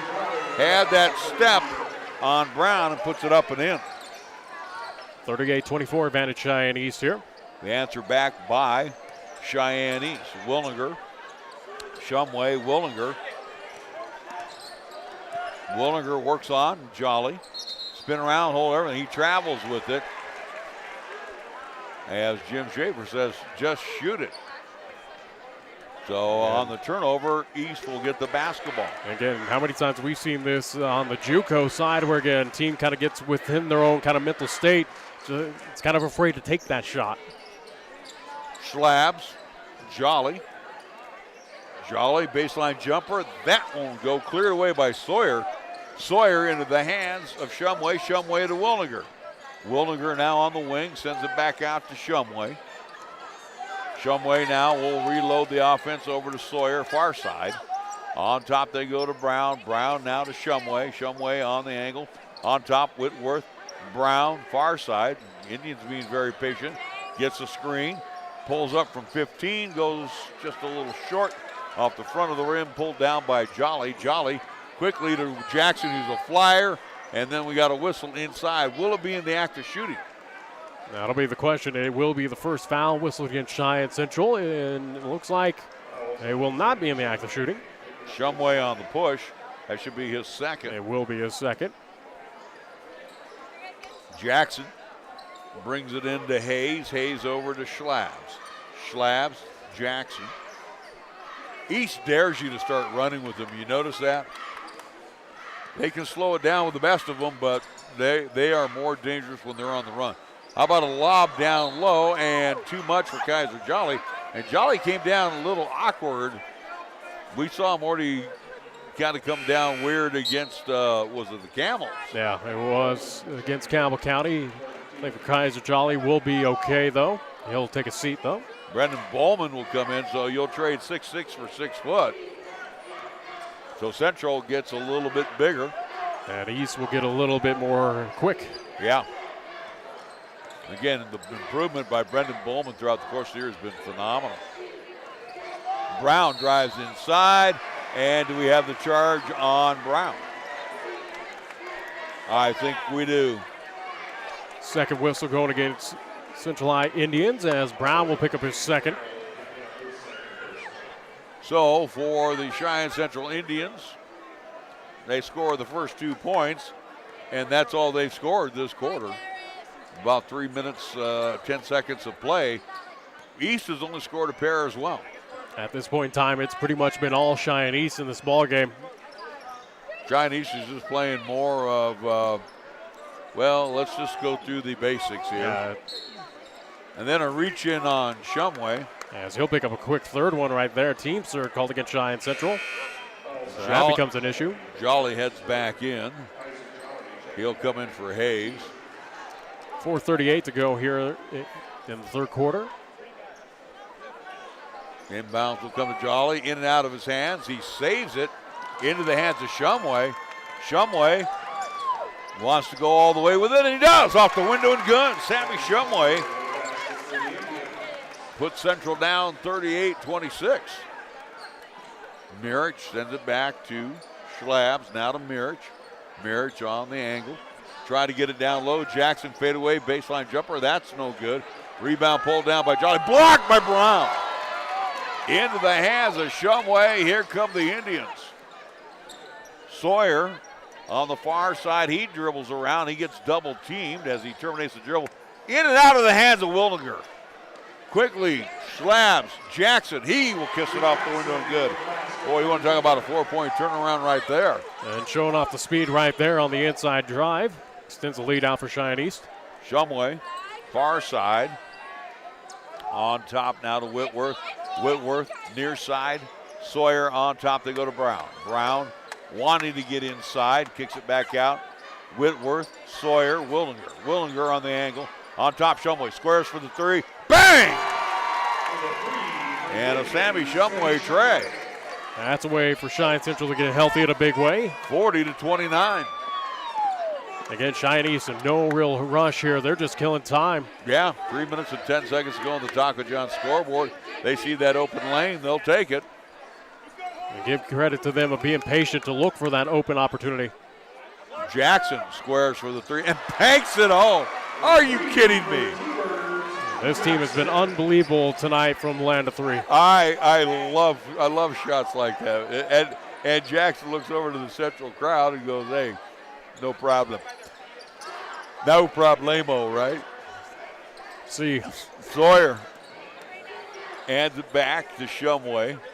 East leads 43-29 on a high bounce on top of the key, I was going to say. Foul call against Cheyenne East. They'll pick up their first here of the half. Probably Bowman. As we'll see a couple substitutions for both sides in. Rail along with Hayes back in. Whitworth will step on out, and Mason Tafoya checks back in. Shumway directing his offense to Sawyer. Sawyer wants to get inside, throws up a right-hander from about 13. That's good. Sawyer continues to pop in points for Central. Schlabs, he drives inside. How about that quickness? Wow, he got by both Sawyer and Brown, and they were down low. Collier's in, and he couldn't get the handle of the basketball. Jackson comes away with it, kisses it off the window and good. Couple fast break opportunities there, benefiting for Cheyenne East. Again, with Cheyenne East, speed kills. Yeah. They can fly with you. They can lull you to sleep. Lob down low to Brown. Brown left it short, thanks to Kaiser Jolly. Misses on the second attempt, but draws the foul. Who's the foul on? Team second call against Cheyenne East. Kaiser Jolly's third. His third. That's a key one. So it will be James Brown at the line to shoot 2. Minute 46 to go here in the third quarter. Brown 1 of 2 from the free throw line. That's good. He now has 6. Willinger will check back in. He'll come in for Collier. Mirich checks back in for Jolly. I'm sure that wasn't the plan. Second shot on the way by Brown. That one also is good. And a timeout called by Cheyenne Central. Buck 46 to go in the quarter. East 47, Central 33. We're back after this 30-second timeout. You're listening to and watching High School Hoops on 1480 KRAE. Meridian Trust Federal Credit Union is now offering a simple way to help make your money work for you. Meridian Trust will now pay 4% interest on their Max Rewards free checking accounts with balances up to $25,000 per month. Get all the details at mymeridiantrust.com or stop by your local Meridian Trust branch with 3 locations in Cheyenne. 4349 East Lincoln Way, 1602 East Prairie Avenue, and downtown at 2223 Warren Avenue. Right now is the perfect time to become a Meridian Trust member. Meridian Trust Federal Credit Union, where your deposits are safely insured by the NCUA. Be sure to stop in today. We welcome you back to Story Gym. Larry Proietti, Nick Proietti. Third quarter's flown by because, again, East in no major hurry. They're working on mechanics. Cheyenne Central not really in that frame of mind of we got to score in a hurry. Well, and here's the thing: is the refs at least allowing both of these teams to play their style of basketball. So again, that's kind of a good thing. Only 5 whistles so far here in the half. Again, we shall see how many more accrue. But so far, again, referees again allowing both of these teams to play their style of basketball. Well, they haven't really done anything. Again, East has just been playing keep away. Mirich along the baseline.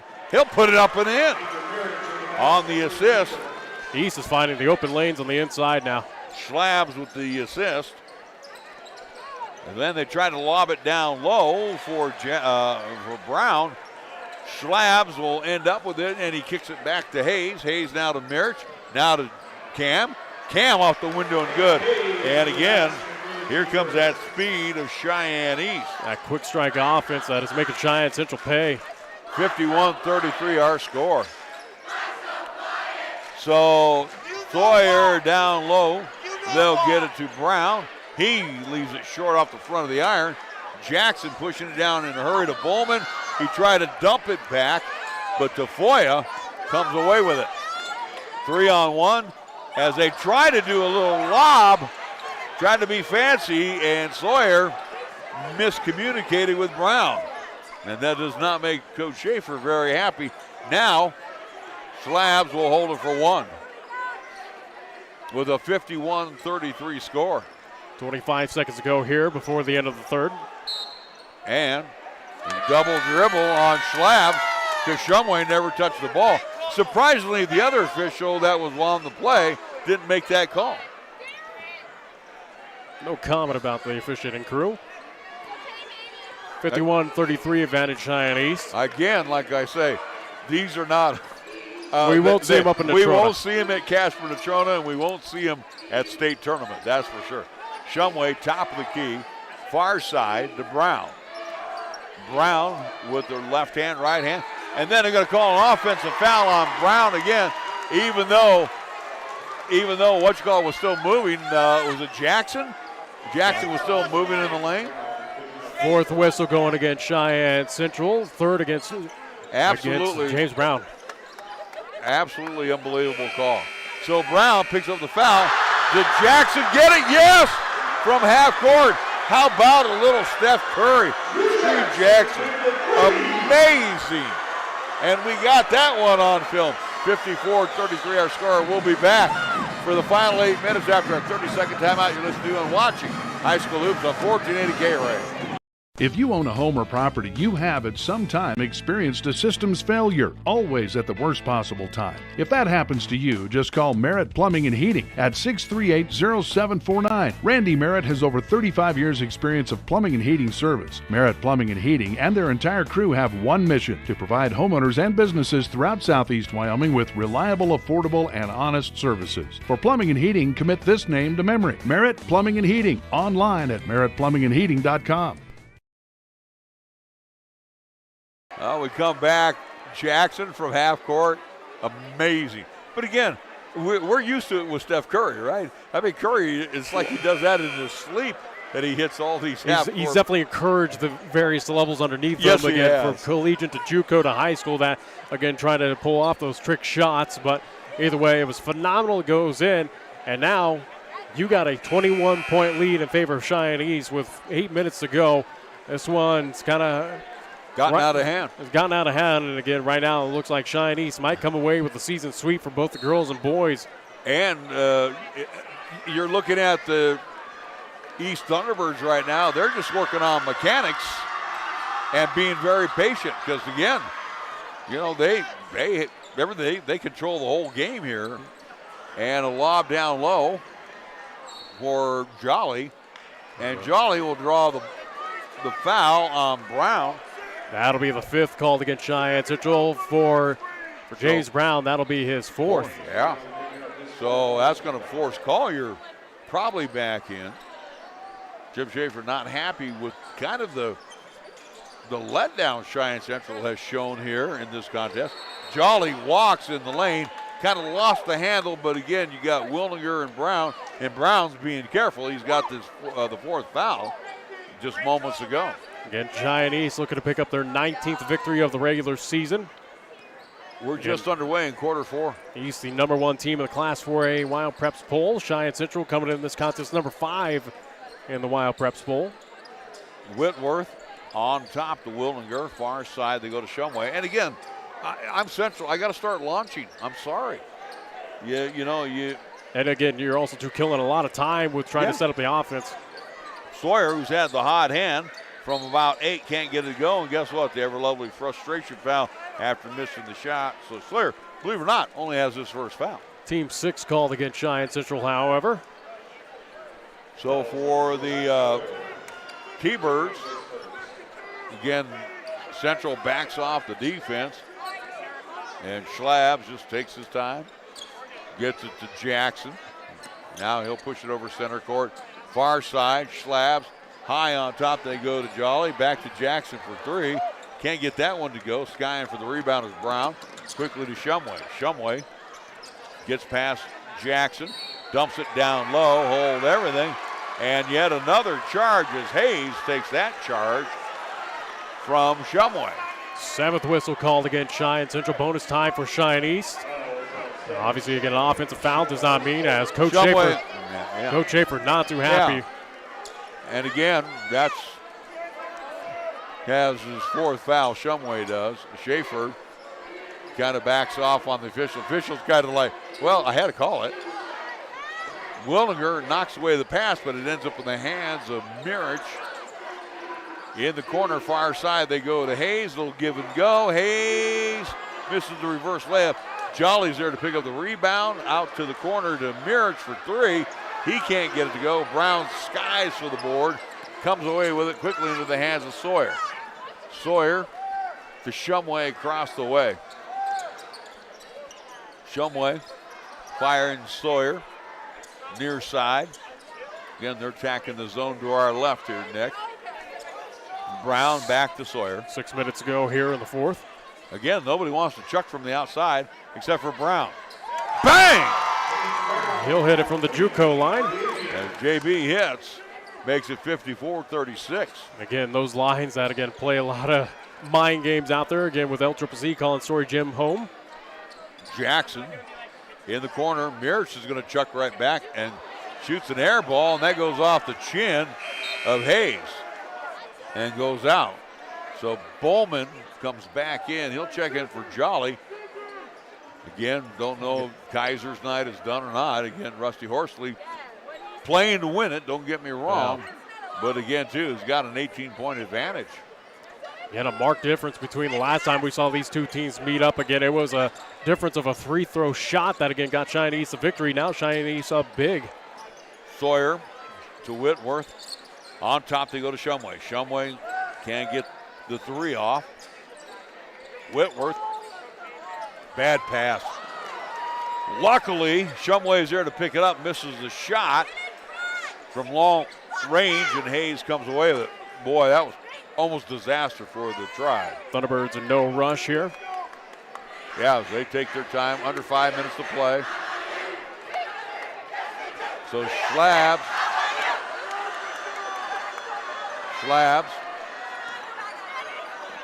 gets it down low, and off the window is Jackson as he finishes it off. So Drew Jackson with another bucket, and then a pass inside, and Bowman will kick it away. This ball will stay with the Indians, who trail by 20. 4:37 to go here in this ball game. As again, Cheyenne East on pace to pick up their 19th victory for Cheyenne Central. If they're to lose this ball game, it would fall to the overall record of 15-7. Rail checks in, inbounds to Sawyer, and Sawyer had perfect position on Marich. 56-38. Brown knocks it away from Rail, but Brown touched it last. And we'll see Jolly back in. Jolly will come in for Marich. And Cheyenne East basketball here. A lot of game left, 4:26 to go. The lead is 18 for the T-Birds. Bowman finds Jackson, crossing it over to Bowman. He's double teamed. Back to Jackson. Jackson, baseline jumper as he fades away. Can't get it to go. Kept alive by Rail. I checked that by Jolly, and he gives it back to Jackson. How about that burst of speed as he lays it up from the baseline. Talk about a team that's got confidence going into the East Regional Tournament, getting the #1 seed. That is Cheyenne East, especially after a statement victory like this.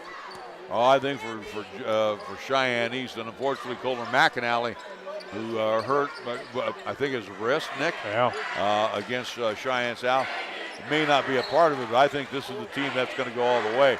Inside, Sawyer is fouled in the act of shooting.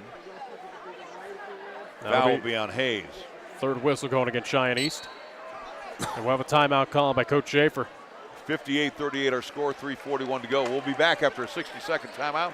You're listening to and watching High School Hoops on 1480 KRAE. If you own a home or property, you have it.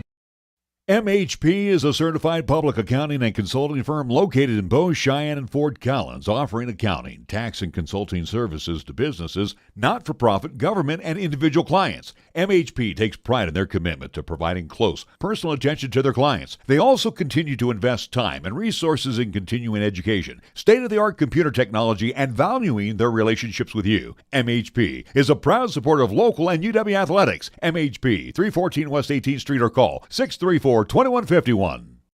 Proud supporters of Cheyenne and community athletes Paige and Zach Lane with #1 Properties would like to wish all the high school and college athletes a successful year on the field and on the court. They have and will continue to support student athletes and are proud to be members of the Cheyenne community. Contact Paige and Zach if you want to sell or buy a home. A special thank you for referrals as well. From your friends at #1 Properties, Paige and Zach Lane. Call 307-214-0827.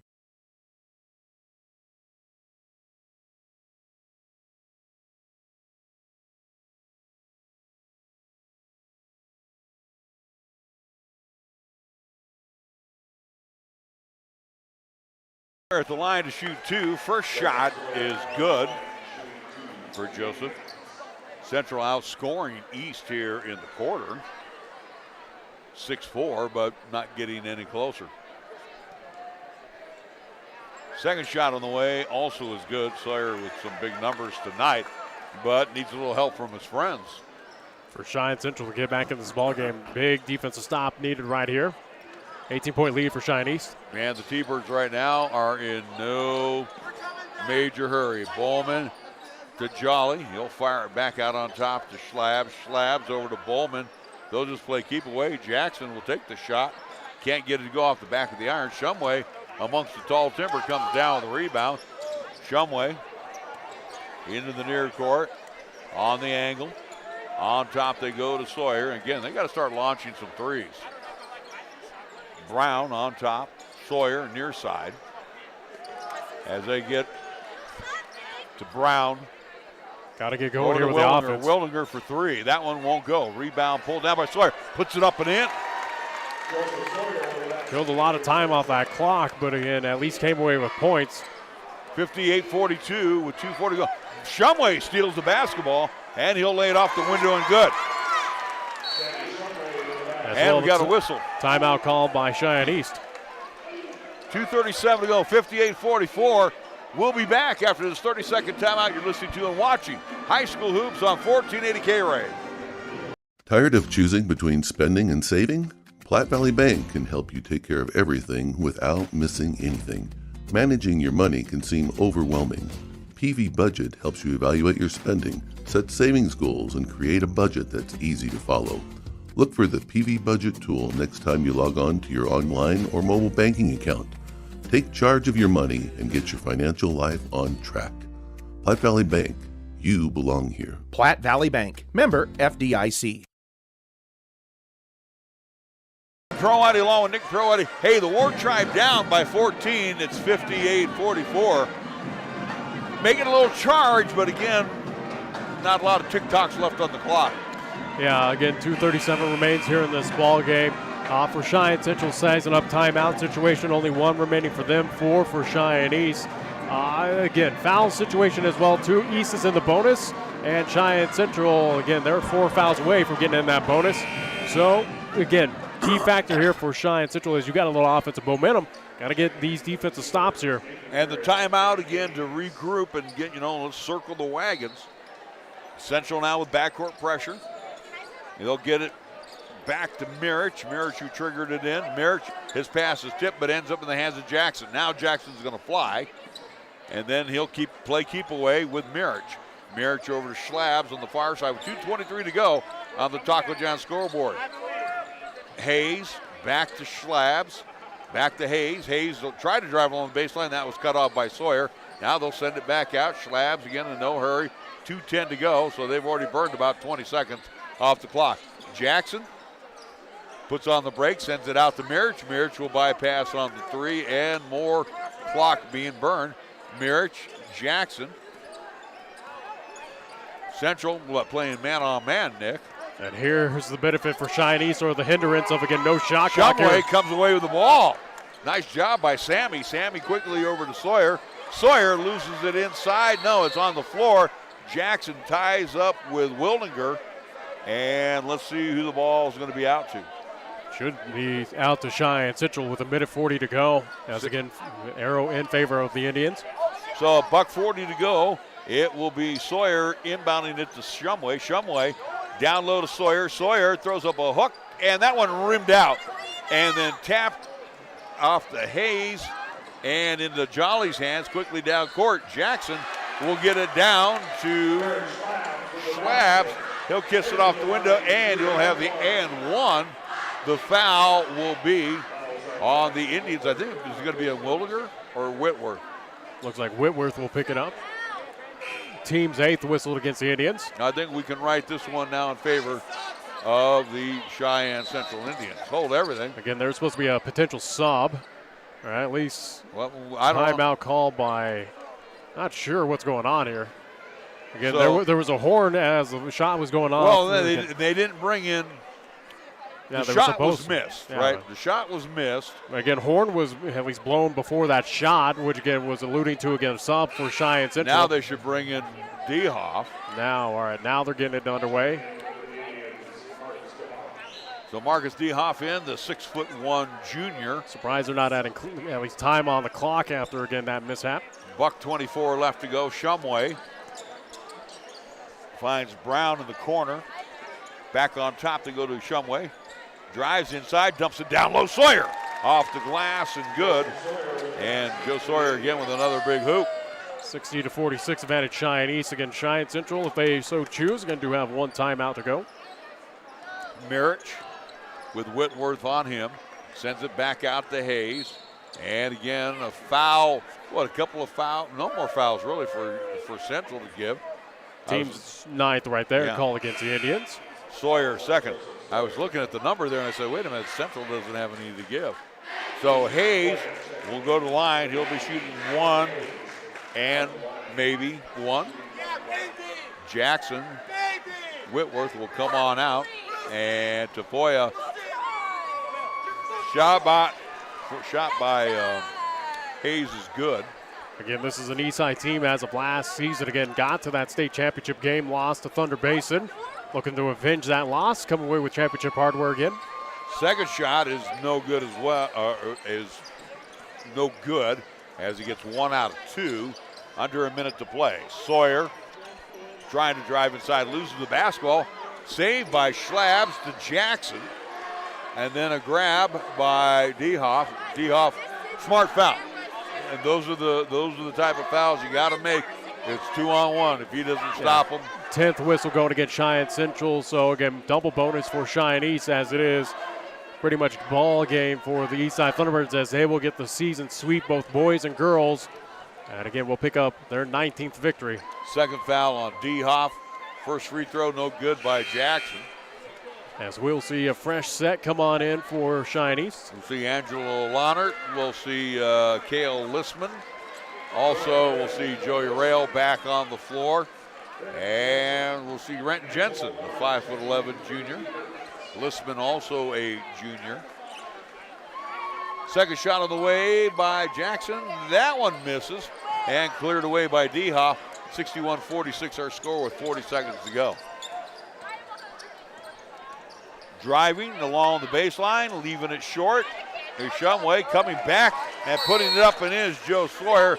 And a timeout called by Cheyenne Central, and that is for Coach Schaefer to get in his subs. So we'll keep it here with 30.4 seconds to go. Again, Cheyenne East with the victory again for them on the overall record. They will finish 19-2 overall. For Cheyenne Central with the loss, 15-7. But again, with the win, with the loss, doesn't matter as now the focus shifts over to postseason play, the East Regional Tournament, as Cheyenne East will be the number 1 seed for the Southeast Quadrant. Cheyenne Central, the number 2 seed out of the Southeast Quadrant. So that's how it shapes up. Do want to pass along a final from Moby Arena down in Fort Collins. CSU Rams defeat the Wyoming Cowboys 84-71. So YO and CSU split the season series of the Border War. Are we surprised? Not much to say. This is the season that you definitely just, like I said. If you're a Cowboys fan, you hope for some sort of magic in the Mountain West tournament, but it's going to be tough. I want to take Coach Linder out for a couple of belts right now. I mean, you know what I mean? This season is not one that anybody should ever endure. Lohnert will get it into Bowman. Angelo with the basketball in the backcourt. They'll find Bowman. And he'll get it over the timeline with 20 seconds to go. Finds Lohnert. Down court on the near side now to Rail. 14 seconds to go. Rail bumps into Collier. Collier will pick up the foul. And for Bronson, that will be his third. 11th whistle going against the Cheyenne Central Indians here in the second half. So Joey Rail, the senior, again, he's a 5'10" senior, looking for his first point. He has been on the floor. Action. First shot is good. 62-48 advantage Cheyenne East. So Rail with 1, maybe getting the 2, the southpaw, and he got them both. So it's a 63-48 score. And bringing it up quickly for Cheyenne Central is Carson Brown, who's checked in. Brown, a junior. On top, they go to Dehoff for 3. That won't go. That was Mason Dehoff chucking away.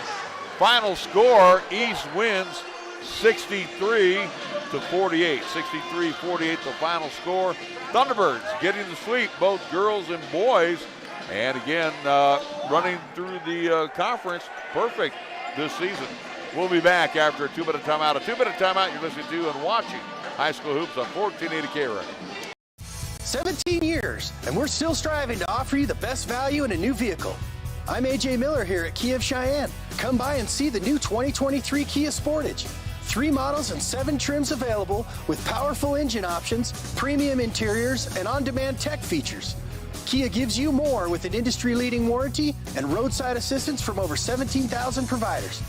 Come into Kia of Cheyenne, call 775-0123 or go to kiaofcheyenne.com and we'll make it easy.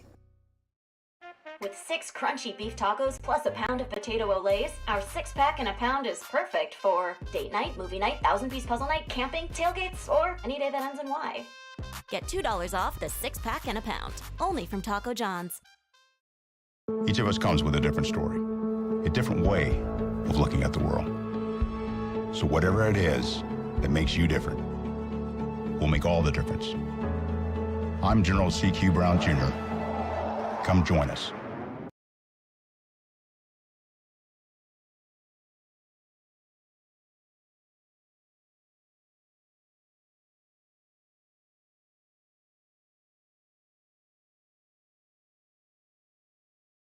Suddenly it's all so clear with Gill Windows. Your home deserves the very best, that's what we give to you. When it comes to vinyl windows, no need to be confused. We manufacture in Wyoming, build them all right here. 'Cause we know the climate, suddenly it's all so clear with Gill Windows.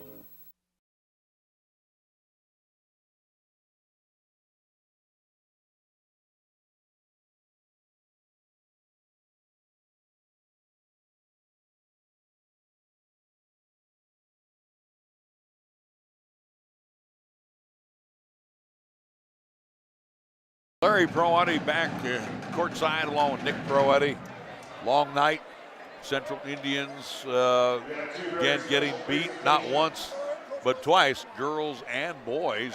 Pretty decisively, which kind of seems a little surprising. It's almost like East is in that playoff mode right now, where Cheyenne Central needs to find the mojo heading up to Casper and Natrona. And again, Central will be the number 2 seed on the boys' side, which means they'll probably have the Camels of Gillette.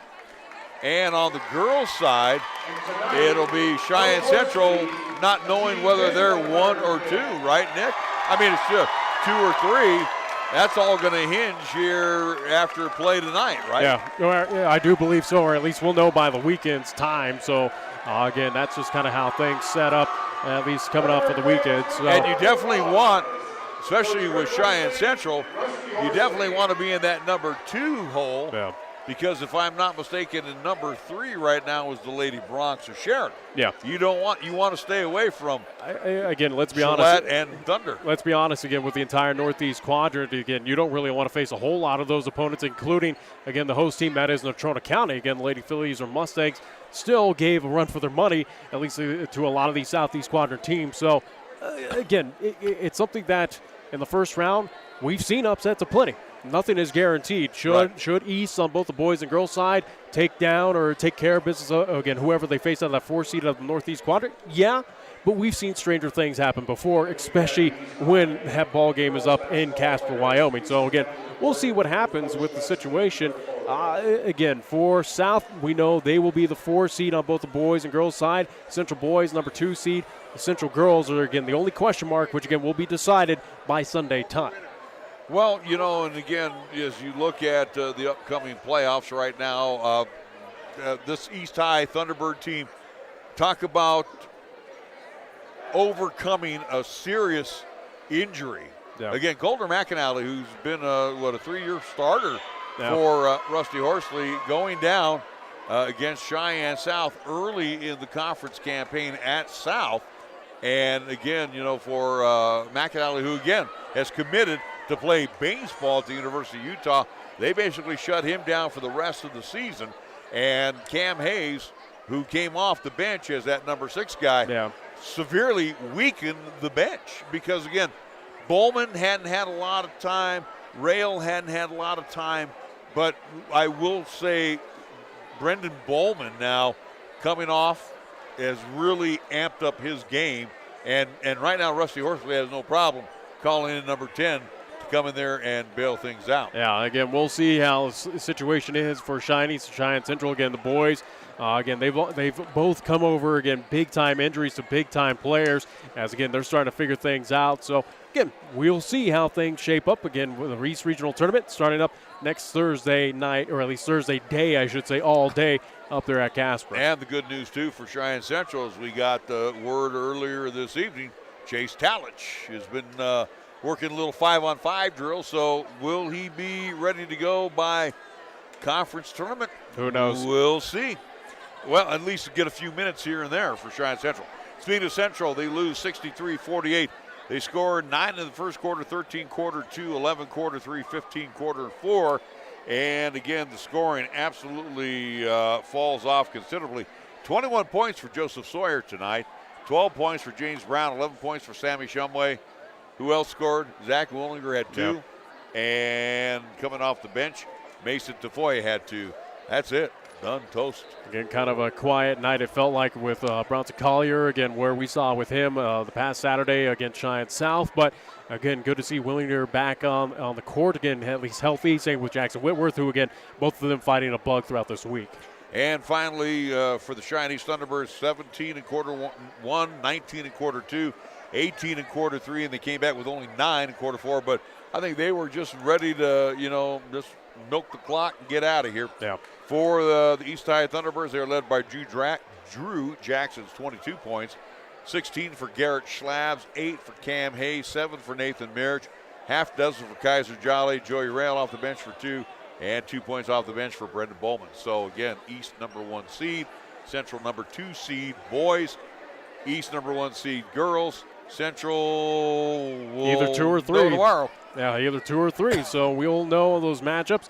And again, we will at least have our broadcast schedule all figured out, hopefully by Monday's time, again, as we will figure out, again, how much games we cover of the regional tournament or turn our attention over the 2A state tournament with Burns and Pine Bluff, see how those teams fare coming up tomorrow afternoon, early morning out there in Sundance and Moorcroft. So, again, we'll see how much, again, basketball we're able to do between both classifications, where obviously state tournament at least holds a little more weight over the regional tournament. So we'll see. East High Lady Thunderbirds win the opener 77-67. In the nightcap, it's the guys winning 63-48 and getting both the season sweep. Again, that's conference. Now we play for keeps. We play for state tournament berths and seeding. So we'll see how things pan out when we go up to Casper. That'll be our next broadcast coming up on Thursday. Sounds like we're going to have a slew of games coming up on Thursday. So we want to wrap things up here. Again, final score, boys game, it was East winning 63-48. So for Lanny Daces pushing all the right buttons at the house, we want to thank him. I want to thank my broadcast partner, as well as bringing you all of the great video tonight, Nick Proietti. Which, again, reminding folks, again, coming up for the postseason play, again, due to NFHS restrictions, again, no video, at least of the game, but again, we will still live stream on the 1480 KRAE YouTube channel, so go give us a subscribe, give us a like on the videos. We appreciate that. Again, 1480 AM, 101.1 FM, 1480KRAE.com on the audio side, again, including our YouTube channel. Again, no video of the court action. Again, we'll just have stats similar of what we did during football playoffs, again, as we also too did last year for, again, basketball playoffs, so that's how it'll size up. Reminding folks again, also too, again, no KRAE reports, no pro show Monday, Tuesday, Wednesday, as we'll take a break, as again, we got a whole lot of basketball in front of us for the next 2 weeks. So, again, we'll take a hiatus for the next 2 weeks, again, to focus up on, again, postseason basketball here in the state of Wyoming. All right, we're going to break things down. We're going to say goodnight. Have a great weekend. So for Lanny, Nick, and myself, Larry Proietti, have a great weekend.